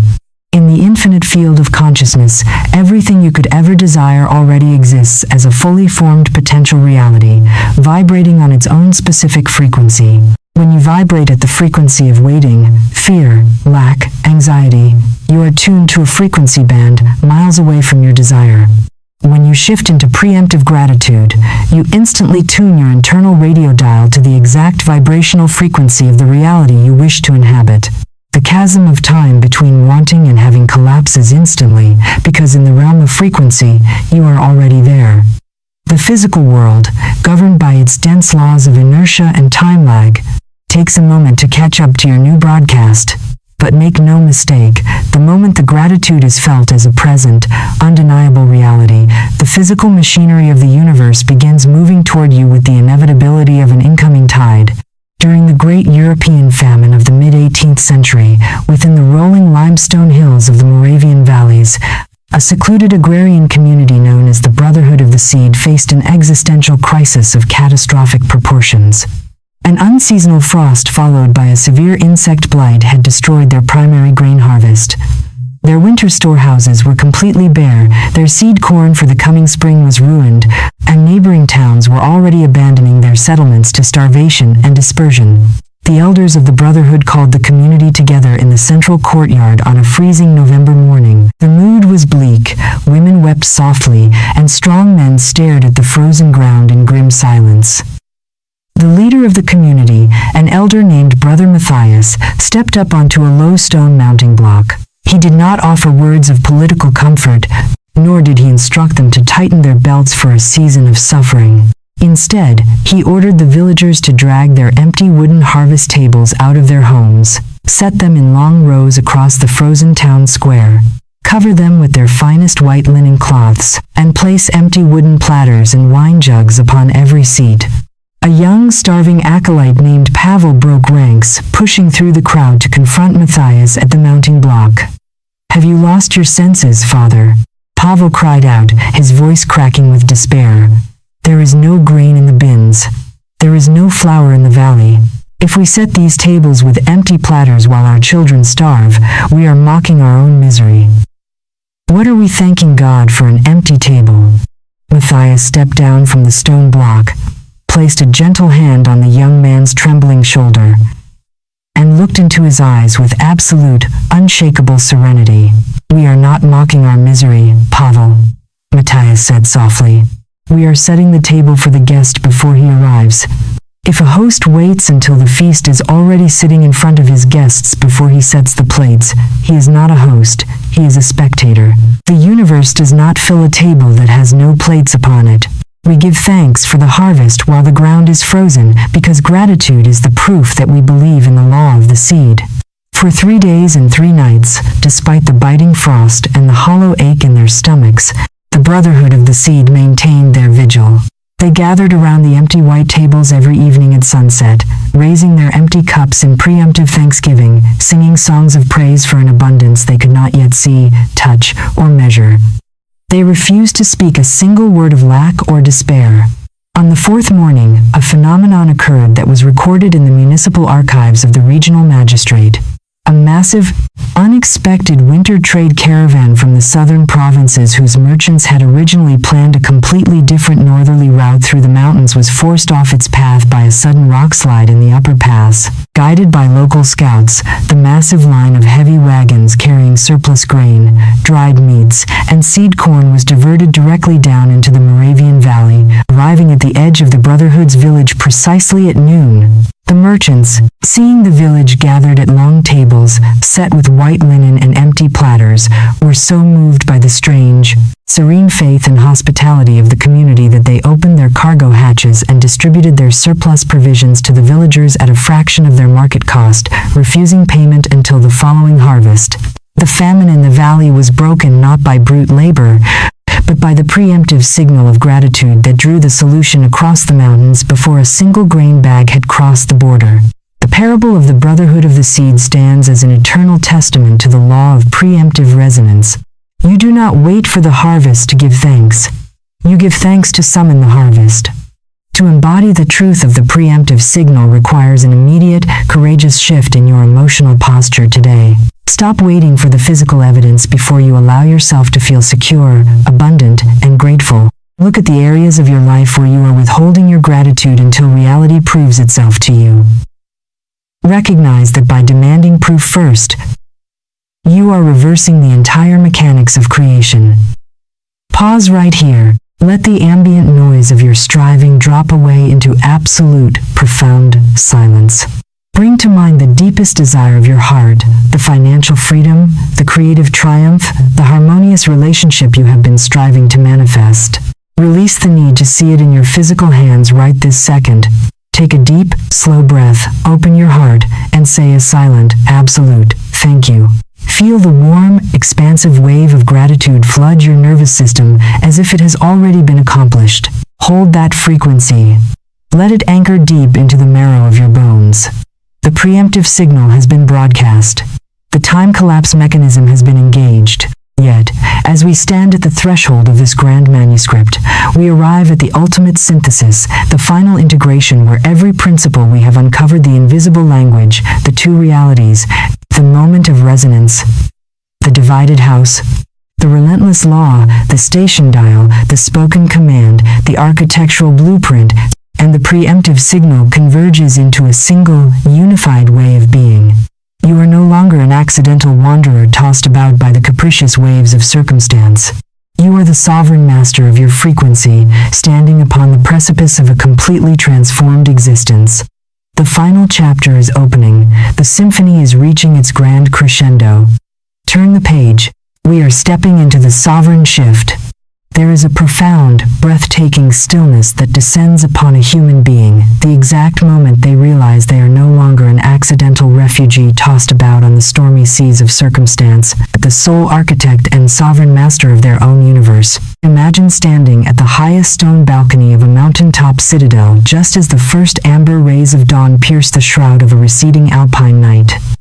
Down in the deep valleys below, thick blankets of white fog still obscure the twisting roads, the jagged rocks, and the shadowy ravines where travelers have stumbled and lost their way for centuries. To the eye trapped down in the mist, the world is a chaotic maze of sudden hazards, blind turns, and hostile obstacles. They bump against unseen barriers, blame the weather, curse the darkness, and huddle together in fear of the next unseen storm. Yet, from the elevated altitude of the citadel balcony, the perspective is entirely transformed. The fog is no longer a malicious enemy. It is merely a low-lying weather pattern rolling across the floorboards of the world. The mountains do not move. The sun rises with absolute, majestic punctuality, and the entire landscape lies revealed in its magnificent, interconnected geometry. The individual standing upon that balcony feels a sudden, radical shift within their chest. The frantic gripping of the hands relaxes. The heavy armor of struggle and self-defense slips away into the mountain air. They look out across the vast expanse of time and space, and for the first time in their existence, they recognize the absolute truth of their own authorship. Every relationship that has graced or challenged their life, every financial valley and summit they have traversed, every sudden door that slammed shut, and every unexpected opportunity that swung wide open, was never a capricious gift or punishment from a distant sky. It was the direct, unedited acoustic reflection of the invisible language they had been broadcasting from the depths of their own consciousness. They trace the path they have walked from the unconscious drift of Chapter 1, through the civil war of the divided house, across the precise tuning of the station dial, past the armory of the spoken command, and the drafting table of imagination, right up to the preemptive gratitude of the seed. They see that every phase of the journey was necessary to strip away the illusions of the ego and return them to the single, sovereign point of power. The world down below continues its bustling, frantic race of hustle and survival, but the sovereign does not run with them. They stand in quiet dominion, holding the dial, guarding the tongue, drafting the blueprints, and broadcasting a frequency of absolute peace, knowing with terrifying and glorious certainty that reality will honor the signal without fail. To anchor this sovereign shift into permanent, daily existence, one must dissect the final evolution of consciousness through rigorous, psychological, and philosophical inquiry, utilizing the deepest levels of recursive thought. Why do individuals who intellectually grasp the laws of frequency, mental architecture, and resonance so often slip back into old habits of struggle and worry when faced with intense outer pressure? To answer this requires a profound examination of identity addiction. The human ego is structurally addicted to its old narrative arc, the story of the underdog fighting against a hostile world, the victim of circumstance striving for survival. That narrative, no matter how painful it is, provides a deeply familiar, predictable sense of identity. When an individual steps into true sovereignty, the old ego identity must die. There is no longer an enemy to fight, an economy to blame, or an unfair boss to resent. All external resistance is recognized for what it truly is, a mirror of unintegrated inner frequency. How does the mind successfully complete this ultimate transition from struggle to sovereignty? Through the rigorous application of radical self-observation and identity transmutation. You do not fight the old identity. You simply outgrow it through sustained awareness. You realize that holding on to resentment, doubt, or hurry is like paying a debt you do not owe with a currency you no longer carry. Philosophically, what is the ultimate realization of the sovereign state? It is the dissolution of the boundary between the observer and the observed. In ordinary human consciousness, there is a painful split. I am inside, and the world is outside. I want something, and the world is withholding it. The sovereign shift heals this primal wound. It realizes that consciousness is a seamless, non-local field. There is no outside reality. There is only the broadcast and its projection, the seed and its harvest, the frequency and its resonance. Why does this realization confer absolute freedom? Because if the outer world is entirely a reflection of the inner broadcast, then changing your outer life requires zero physical manipulation of other people, zero anxious strategizing, and zero exhaustion. It requires only the quiet, unwavering discipline of holding your frequency steady in the sanctuary of your own mind. Consider the recursive depth of this mastery. How do you ensure that your frequency remains unshakable when the physical world temporarily lags behind your new broadcast? By recognizing that the lag time is not a sign of failure, but a testing ground for your sovereignty. Reality always tests the new broadcast by presenting you with old circumstances to see if you will blink, panic, and revert to your former frequency. When an unexpected bill arrives, or an old limitation knocks at the door, the sovereign does not panic. They look at the circumstance with a gentle, knowing smile, adjust their inner dial with microscopic precision, and say, I see you, but you belong to an older broadcast. My station has changed. The circumstance, starved of your emotional fuel and resistant panic, withers away and is replaced by the new reflection. Sovereignty is not an occasional technique.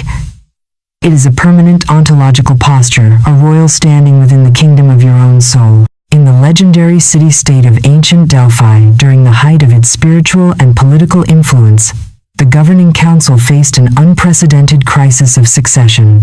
The aging oracle, who had guided the geopolitical decisions, agricultural planning, and spiritual equilibrium of the Hellenic world for over 4 decades, was preparing to step down. The council had spent 2 years searching across the provinces for a successor, testing hundreds of brilliant scholars, cunning strategists, wealthy merchants, and eloquent philosophers. One by one, the candidates were brought before the inner sanctum of Apollo to undergo the ultimate test of the sovereign. The test was deceptively simple. Each candidate was led into a subterranean marble chamber where a massive, flawless bronze mirror hung upon the wall, reflecting the dim torchlight. Seated across from the mirror was a master testing magistrate who would expose the candidate to simulated catastrophes, announcing that their family estates had been burned, their fortunes seized by invaders, their names slandered across the empire, and their lives threatened by political assassination. Candidate after candidate entered the chamber. When the magistrate delivered the simulated news of ruin and catastrophe, every single scholar, merchant, and philosopher broke down. They panicked, shouted in outrage, wept with despair, began plotting frantic legal defenses, or cursed the gods for their cruel misfortune. Their internal frequency was exposed. Despite their intellectual brilliance, they were still slaves to circumstance, trembling leaves at the mercy of every wind that blew across the empire. Finally, the council brought forward a quiet, unassuming man from the olive groves of the lower slopes, an aging shepherd named Kylon, who possessed no formal education, no political title, and no wealth to speak of. Kylon was led into the subterranean chamber and seated before the great bronze mirror. The magistrate leaned forward and unleashed the full fury of the simulated crisis, describing absolute ruin, betrayal, and impending execution. Kylon did not flinch. He did not grip the arms of his chair, nor did he drop his gaze. He simply looked into the bronze mirror, observed the reflection of his own calm breathing, and smiled gently. The magistrate, startled by this lack of reaction, raised his voice and shouted, "Do you not hear what I am telling you, shepherd? Your life is destroyed. You have nothing left. How can you sit there in silence?" Kylon looked calmly at the magistrate, then back at his own reflection in the mirror. "You speak of shadows, master," Kylon replied, his voice rich with quiet authority. "You describe a storm raging upon the surface of the water, but you forget that I am the ocean. The storms come and go, the reflections shift and change, but the water remains what it is. I do not ask the mirror to change its face. I only keep my own heart aligned with the sun." The magistrate sat back in stunned silence, dropped his scroll upon the marble table, and bowed deeply. The council was summoned immediately, and Kylon was unanimously proclaimed the new sovereign of the oracle. He did not rule through force, laws, or armies, but through the magnetic, unshakable stability of a frequency that could not be disturbed by the illusions of the outer world. The parable of the shepherd Kylon crowns the architecture of this entire manuscript. You are not the reflection in the mirror.